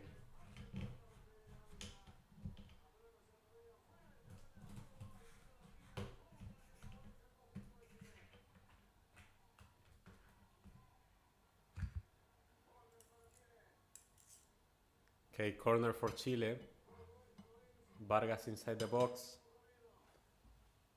Is Alexis Sanchez gonna take it? Let's see if Chile are able to find an impact from the set pieces. It's gonna be Nunez actually taking it. It's a decent cross, but Peru are able to clear it. Osorio, bad pass.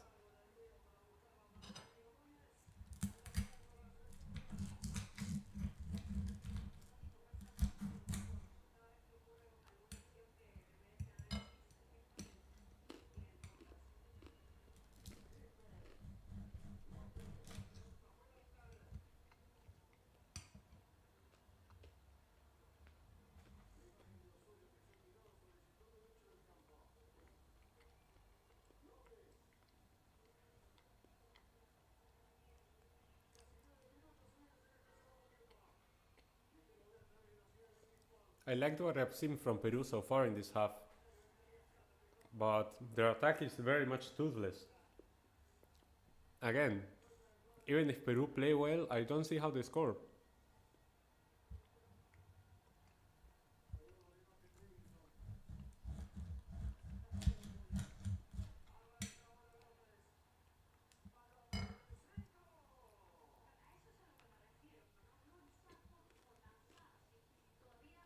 And there you go. They attempt another cross, but it gets no one.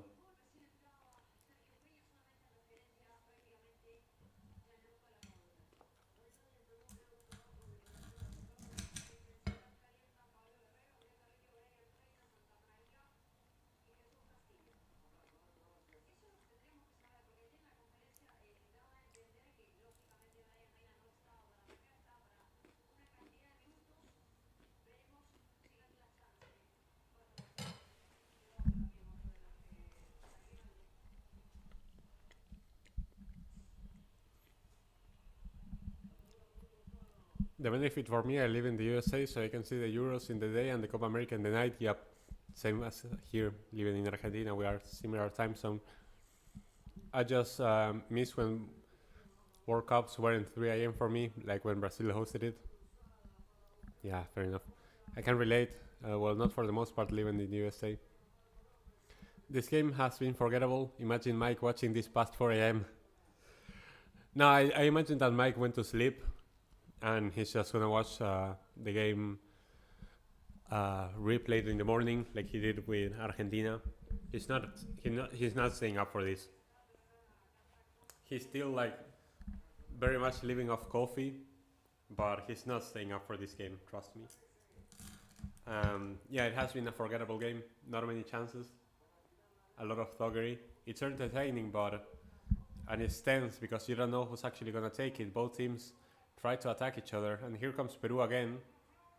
Flores, La Padula, La Padula, no, La Padula, La Padula, what was that? He was 2 meters out from the goal, and he simply tried to tap it, and it's such an easy save for Claudio Bravo. Such an easy save for Claudio Bravo. No, what did La Padula try to do? He simply tried to tap it, and it's a super easy save for Claudio Bravo from 2 meters out. La Padula had a great chance to make it 1-0 for Peru, and he completely wasted.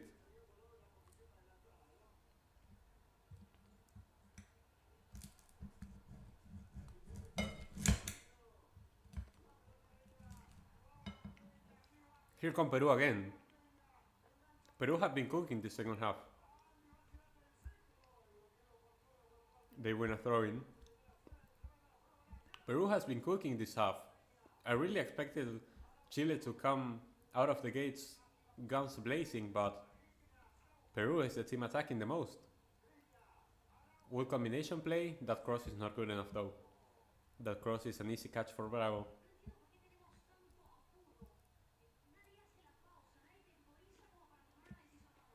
But Chile cannot hold possession.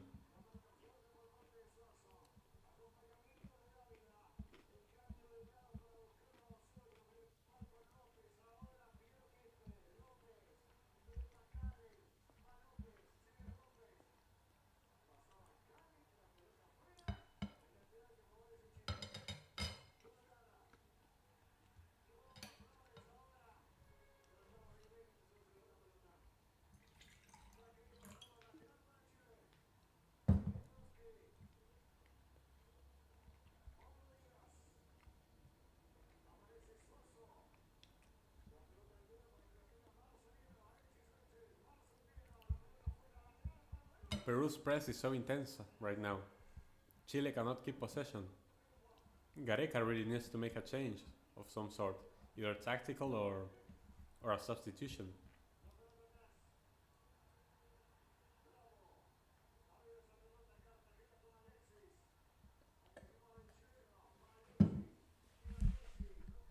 All right, I'm gonna sit closer to the chat now so I can read you live. Well, I'm enjoying this game. It's not too bad in my opinion. Yeah, it's not bad. Netherlands against France was definitely worse, and the England games as well. Those were boring as fuck. Copa America always has at least some degree of intensity and tension to it. He did say on his watchalong that he was interested to watch this game because it was a rivalry. Here's Peru again. Lopez doesn't pass it. Flores opens it wide. Polo, Flores again. Cross. It's a bit of a tough cross. Okay. Kinda works. Lapadula. It's awkward. Oh, Lapadula tries a bicycle kick. And it goes over the crossbar. And the ref is giving a foul for Chile. But Peru are really trying. Peru are the one pushing for the winner now. And it wasn't too late. The second half is getting better, yeah. But because Peru actually are trying to go for it. I expected Chile to be the better of the two sides, but the second half it has been all Peru. That was definitely a foul by Lapadula, but it was a nice attempt as well to go for goal. Man, Chile do not look convincing. Have I overestimated Chile? Because after the friendliest performances under Gareca, I was putting Chile ahead of Ecuador. And I don't know. They don't look as good now. And Peru is supposedly one of the worst teams in the tournament. One of the worst teams from CONMEBOL. Maybe only Bolivia is worse than them. That's an easy save for Galese. It's 0-0, but I do think this game is better than France versus Netherlands. Yeah, absolutely agree. The South American game is always going to have something over the European game, and that is the intensity, the passion, the thuggery, the controversy, and the fans.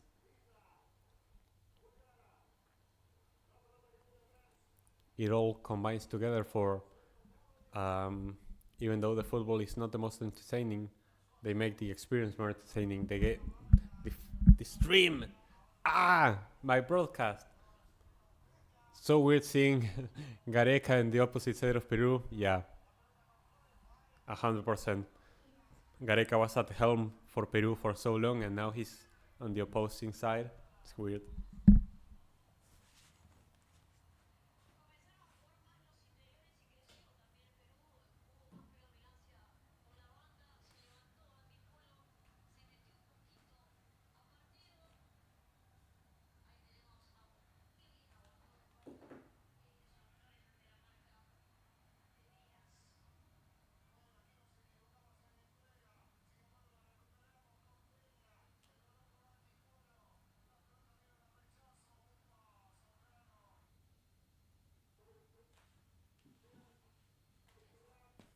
Alright, let's see if the stream actually stays now.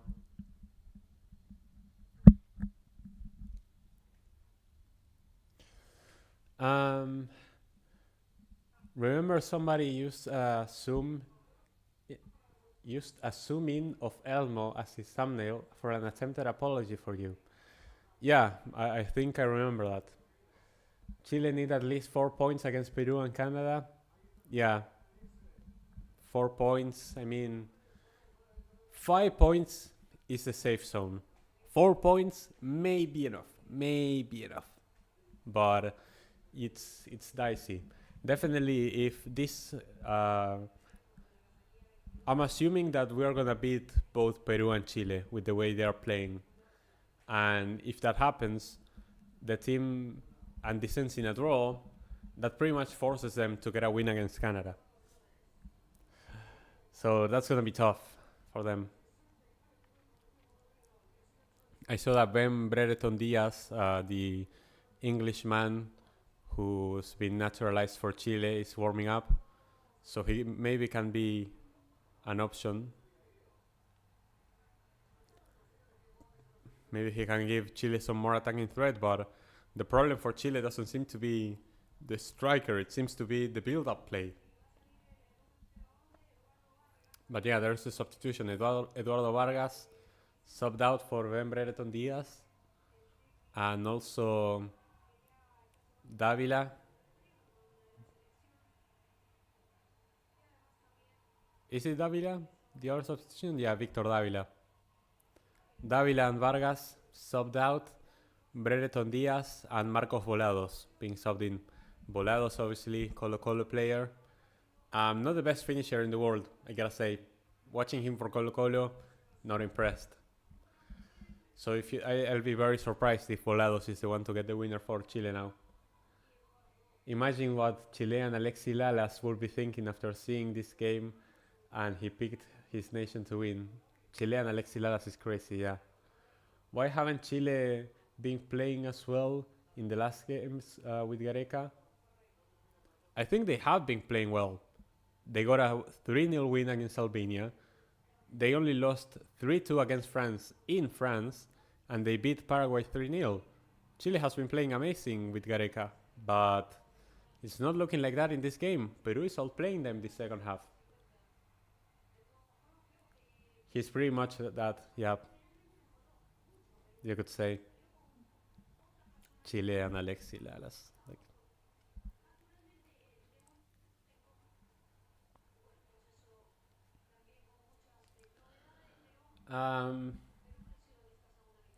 By to win, I mean the whole competition. Yeah, he picked Chile to win Copa America. Which somehow I don't think is the craziest thing he has ever said.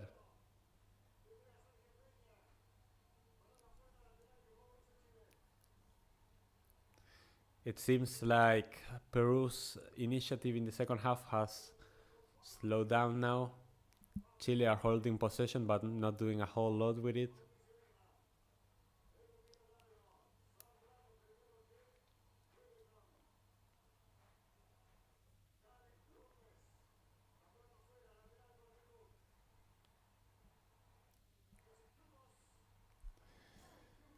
It's tense.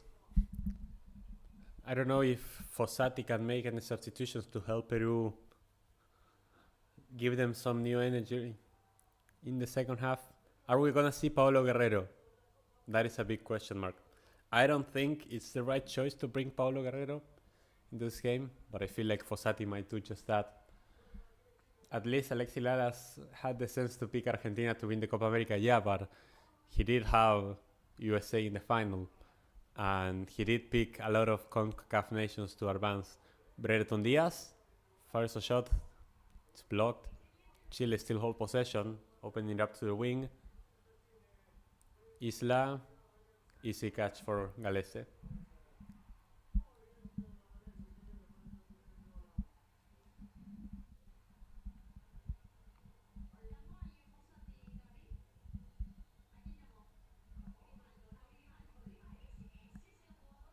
Joao Grimaldo, yeah, that is one. Apparently Joao Grimaldo is gonna come in for Peru. 21-year-old from Sporting Cristal, one of the few young players that Peru have brought to this tournament. And I really liked what I saw from him in the Copa Libertadores. Not in the last one, but not in the current one, but the one before. So I feel like Grimaldo could potentially make an impact. And also Paulo Guerrero. Both are coming on. Paulo Guerrero and Grimaldo. This is an easy path for Argentina into the final. If Portugal top the group, their path to the semis is pretty easy too. I think it's likely we're gonna get an Argentina-Uruguay final. Yeah, Argentina-Uruguay is very likely to happen. The other options would be Argentina-Colombia, Argentina-Brazil. But yeah, I think that Argentina's objective is to be in the final. If we don't make the final, it's gonna be a failure. Then you can lose the final, especially against Uruguay, Brazil, Colombia. They are great teams. You can lose to them on the day. final is a one-off game, and even if we are better than them, we could lose that game potentially. But with the road that we've been given to the final, I feel like we should be there. I agree with that final. Same. If you watch my predictions, which you should, if you haven't watched my predictions, go check them out after the stream. But my final is not Argentina-Uruguay. You're gonna have to watch my prediction video. Mats, you have seen it. I know you have seen it. To know what my other final is. That's a foul for Peru. Paulo Diaz, the River Plate center back, committing the foul on La Padula on the midfield. Is Peru gonna cross it into the box? I feel like set pieces are a big chance for Peru to get something this game.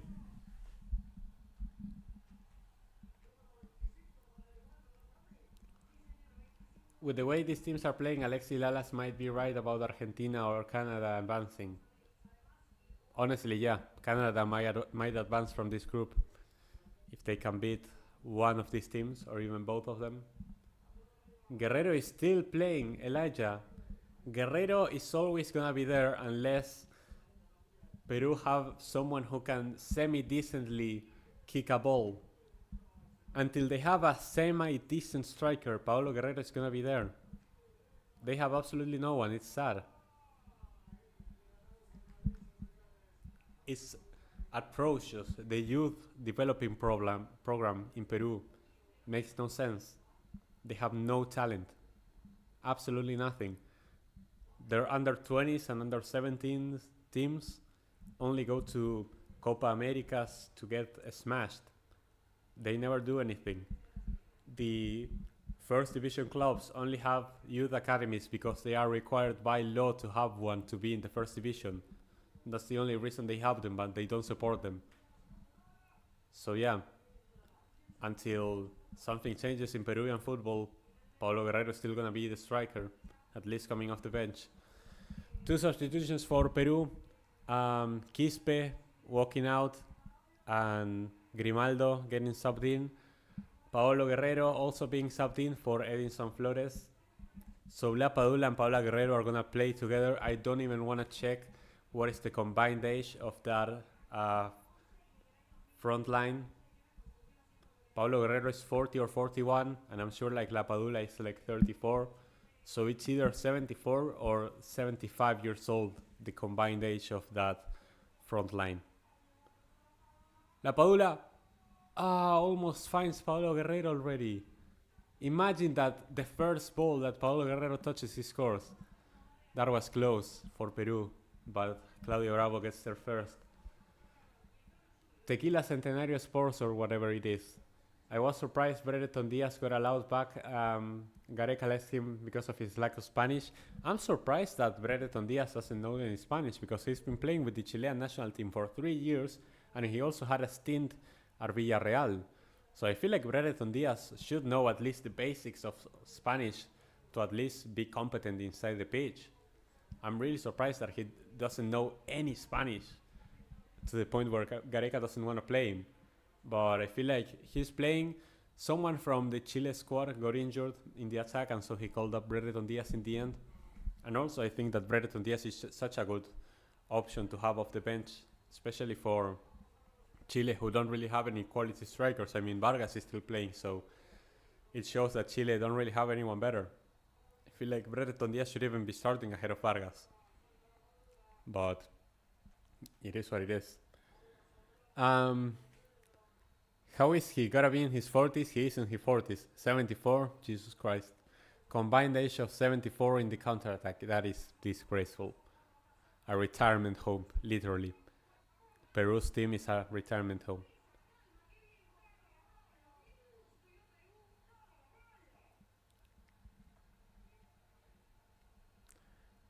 Peru have played better than Chile the second half. They really have. I'm impressed. I don't know if I'm impressed or I'm disappointed in Chile. I think it's a bit of both. I really expected Chile to do better, and honestly they might still even win this game somehow, but I've liked Peru way more in the second half. They've had chances to make it 1-0. And it's just their poor finishing letting them down.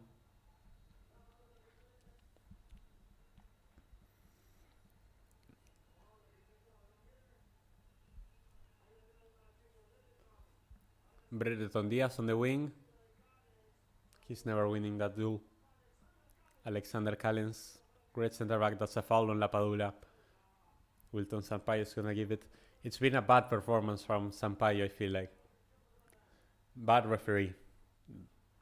I really don't rate him. And I know that Mats doesn't rate him as well. Englishmen wanted to kill him after his refereeing against France. Remember when Sebastian from Set Ball responded to a comment in AD's channel by saying no one talks about Colo Colo in any context? Yep. Colo Colo is just non-existent. You cannot convince me it's a big club in a global stage. Sanchez on the Chilean roster. Bro, of course Alexis Sanchez is going to be on the Chilean roster. He may be finished for the European game, but for the Chilean team, not finished. Here's Brereton Diaz, already having a bigger impact than Vargas. And that's going to be a corner for Chile. Kind of growing into the game now with Brereton Diaz inside the pitch. Zambrano had to make that clearance. That was a funny comment, yeah. Nobody talks about Colo Colo. Nobody. In South America, they may be big because they're the biggest team in Chile. And they have won Copa Libertadores. Only one. But to a global stage, they are nobodies. Ooh, that was a great cross, but there was someone in the near post covering it. It was Paulo Guerrero actually making the clearance, so Paulo Guerrero already having an impact in this game, saving Peru there from a dangerous crossing.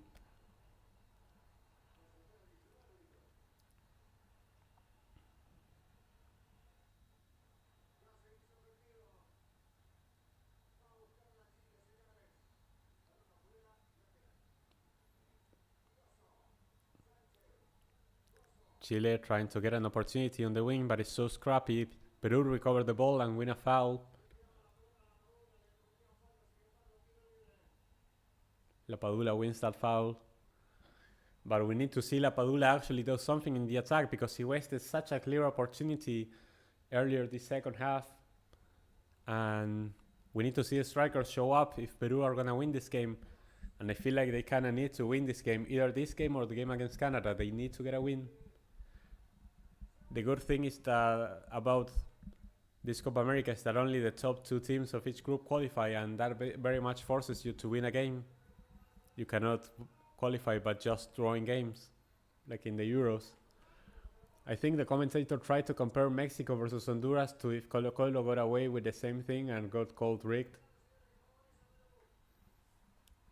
I mean, but Colo Colo is also the team that gets helped by referees the most in Chile. You just have to ask any Chilean which team gets benefited the most from refereeing. They're speaking country, continent, and world. Yeah. Boca Juniors is big around the world. Chile is big in its country and maybe in the continent as well. Maybe. It's definitely not top 15 in CONMEBOL, maybe top 20. You can argue, not top 15. There are a lot of bigger clubs than Colo Colo in South America. Boca Juniors is an example of a club that is big around the world. I think we are top 10 biggest club in the world and the biggest club outside of Europe.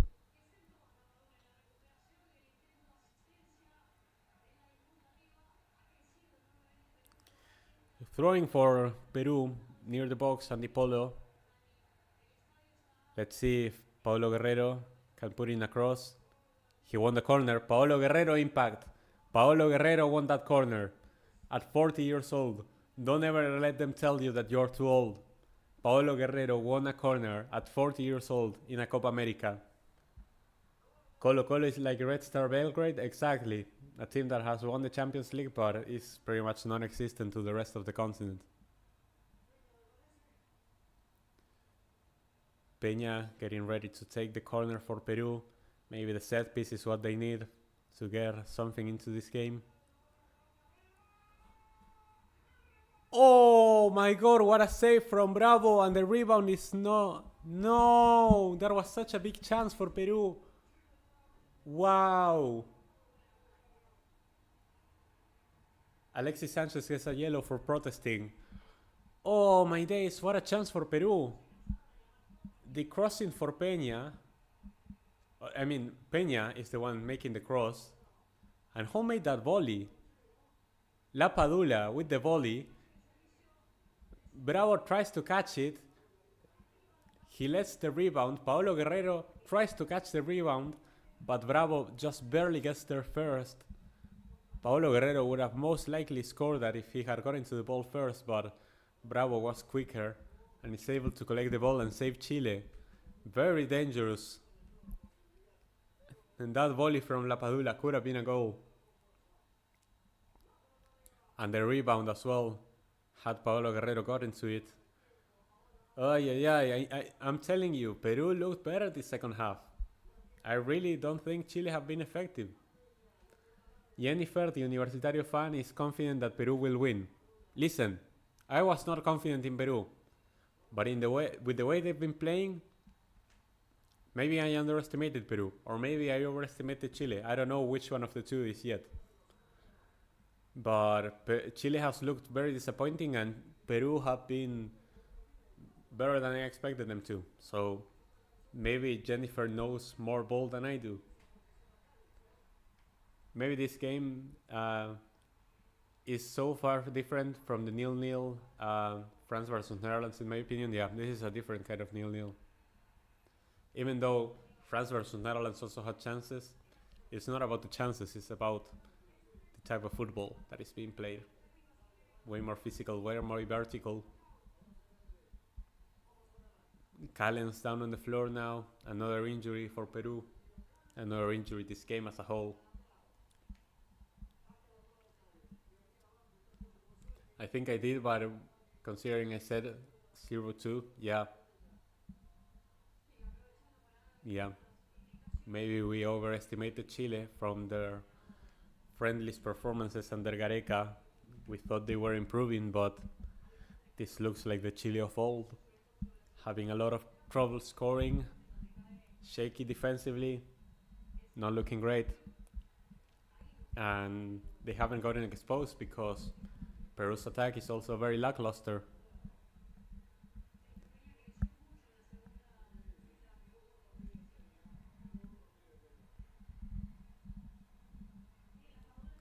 Gareca potentially analyzing more substitutions to come. Let's see if Callens is able to continue for Peru. It would be a big blow to their back line if he had to be subbed out. As I think I both overestimated and underestimated. Yeah, I think it's a bit of both. We thought Chile were better than they actually are, and we thought Peru were worse than they actually are. Maybe the playing field between these two teams is actually closer than we thought, and it lies somewhere around the middle. Chile wasn't as good and Peru wasn't as bad.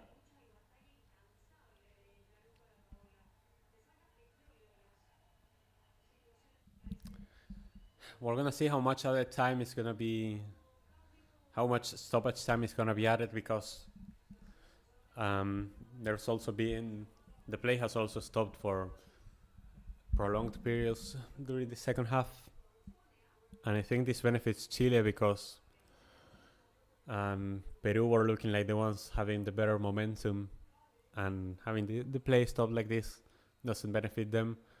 Fossati is preparing his last two substitutions. I think that Callens is not going to be able to continue. Chile and Alexis Lalas definitely overestimated Chile. Yep, very much. Is that Sone? Oliver Sone? Hold up.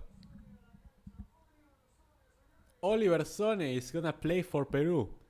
The Danish right back with a Peruvian mother is gonna be playing for Peru now. the third duo national joining the pitch after Lapadula and Ben Brereton Diaz.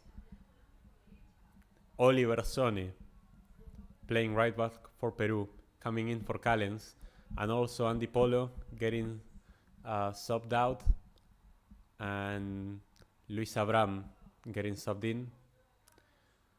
So, what do this substitution tell me? I feel like Fossati is going a bit defensive here, but maybe he's trying to play a back three,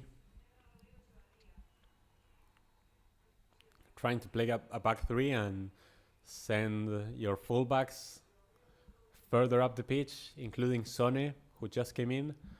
Another substitution for Chile as well, Echeverria getting subbed in, Marcelino Núñez being subbed out. I think that Núñez was pretty quiet today for Chile. He was severely missed in this second half where Chile needed help in the build-up. The influence of Núñez wasn't felt, so we're going to see if Echeverria is able to have an impact in these last few minutes. That is not going to work for Chile. Galese easily gets to it. You can see the disappointment in the faces of the Chilean players getting subbed out. They feel like they could have done more, but I can see why Peru would turn to a Danish to score. Maybe they should have called up Yusuf Poulsen. I know Peruvians haven't forgotten about Poulsen. Pretty much crushed their dreams. A crossing, Brereton Diaz over the crossbar with the header. But it's pretty much the first chance that the striker has had for Chile. And it's the 85th minute. Peru has had the better chances. I won't get tired of saying it, because I'm surprised. I think it needs to be said that Peru have looked very, very decent this game. And this is a worrying sign for Chile, who next game have to play against Argentina and are going to need to show a much better performance than this if they want to have any chance of getting a result against us. Oh, this is a good chance for Chile though. Volados slots it in. Oof, Peru is able to clear it away. And maybe they go on the counter attack now. Lapadula gets blocked. But Peru hold possession. It's end to end now. Chile had a really good chance that got blocked by the defense. Very good defending from Peru. They went in the counter attack, but Chile's defense was also there to recover the ball quickly. It's end to end. We're going to have an exciting end to the game. Both teams really trying to get a win because they know that if they can get 3 points out of this game, it's going to be massive for the chances of qualifying. They may not need a result against Argentina. They may not need a win against Canada. Losing this game would be devastating. And a draw, it makes things very complicated because it makes it mandatory to get a win against Canada. I remember from what you said about Senegal fans, they are both visually and musically, but they just lack big numbers outside of Africa. That makes sense.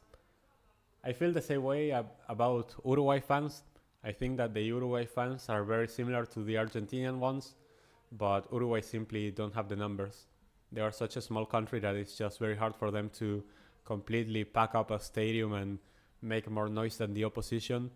But I do think that they are very similar to Argentinian fans in the way that they are passionate about the game. So Uruguay fans definitely deserve a shout, but the problem is just the numbers. After the Copa is my point of view. Yeah.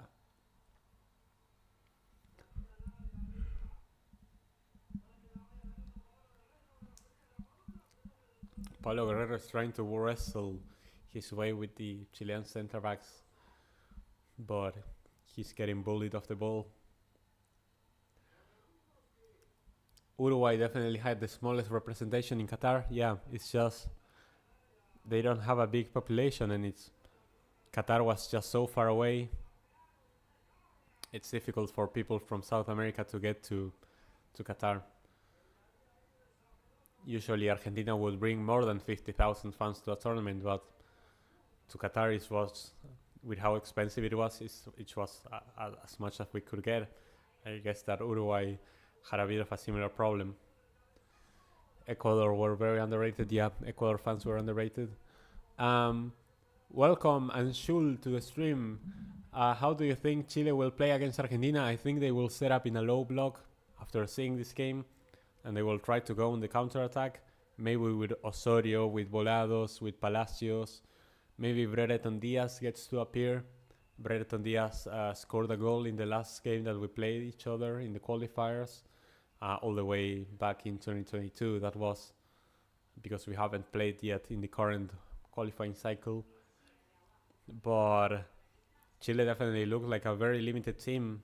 I was expecting big things from them, but the midfield looked very much irrelevant. Marcelino Núñez and Echeverria not able to make an impact for them.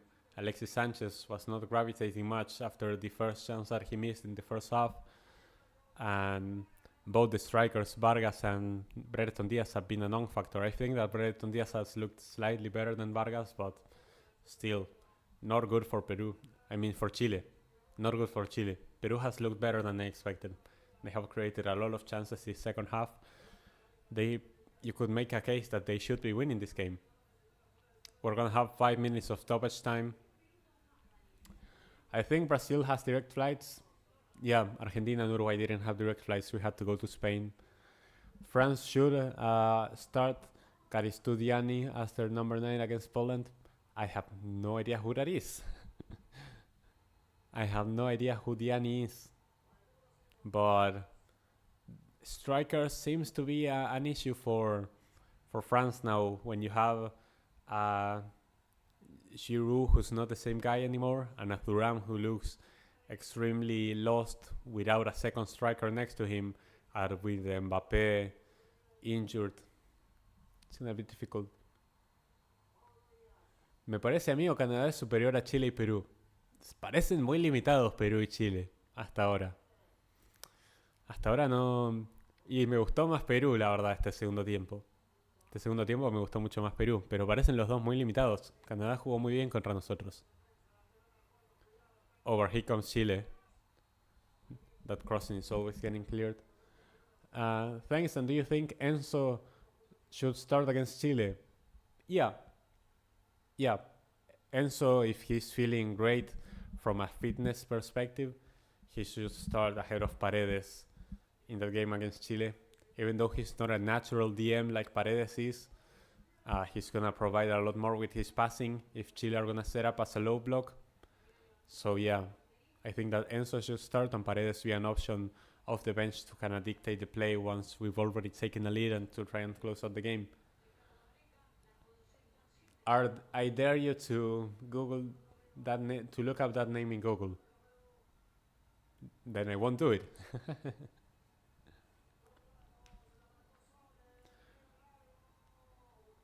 Last 3 minutes of the game. Are we gonna get a goal, or already in the second game of the Copa America we're gonna see a 0-0 draw? We had to wait a whole week to see a 0-0 draw in the Euros. We might only need to wait for the second game of the Copa America to see a 0-0 draw, which honestly not really surprised, because both of these teams' attack have looked very lackluster, very toothless, both teams in the attack. Very disappointing. Again, Peru has been the better team, but their attack is simply not good enough. La Padula and Paulo Guerrero is not going to cut it in a tournament, and their wingers, Andy Polo, like for real, Andy Polo. You used to have Cristian Cueva and André Carrillo, and now we're playing Andy Polo. Shame. It's a shame for Peru. They had a great team not too long ago, and it's evaporated just like that. Diani is the main striker for France's woman. Oh, that's why I didn't know about her. She could probably start for France currently. Hey Rank, thank you for chatting with you on stream. It's been my first time on stream. Thank you for coming on. Much respect for USA. See you later. See you later, Patrick. Thank you for tuning into the stream. We're nearing the end of the game now. Puki, vamos Chile. Let me get my prediction right, man. Let's see. Now, Chile has a throwing, and I feel like they're gonna play it directly into the box. That is such a bad delivery, but they still hold possession. Gets dispossessed and commits a foul. That's a foul for Chile. Not for Chile, for Peru. I'm mixing the two teams. There's a foul for Peru and only a minute left. We're gonna see if Peru makes something out of this last ball of the game, or if they're gonna be content with the draw and say, okay, we're gonna try our luck against Canada. Chile have already been evaporating, the golden generation that won everything. Well, everything. They won back-to-back Copa Americas, which is still insane. Evaporating. They also played in a Confederations Cup final against Germany in 2017. They beat Portugal on penalties, the reigning Euro champions. So yeah, that golden generation for Chile definitely achieved a lot, but it's not the same team anymore. And that's going to be a foul for Chile, and I think it's going to be the last ball of the game. Chile need to put this inside the box, and after this the game is going to end, I feel like. Chile might just be cooked. We're going to have to see. I feel like we're going to beat both of these teams. I have not been impressed. Both of these teams I think we're going to beat, but it's going to be interesting to see both these teams against Canada. See what they can do. Galese comes off his line and catches the ball, and that's going to be the end of the game. He tries to play it quick.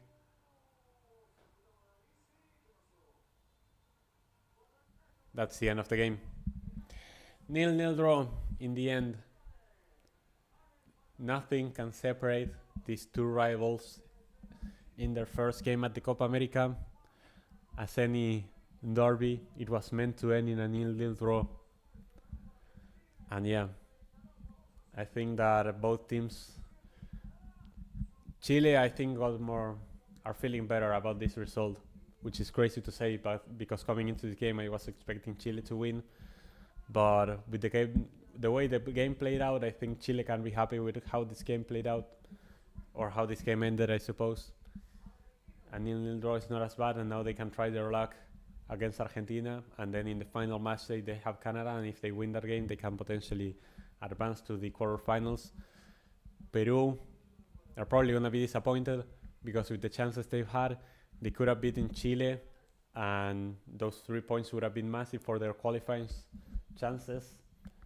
And yeah, now they very much have to beat Canada in the next game, because if they don't beat Canada in the next game, Peru are going to have to get a win against Argentina in the final match day, and that's going to be extremely difficult, even if Argentina rests some players, if you are already qualified.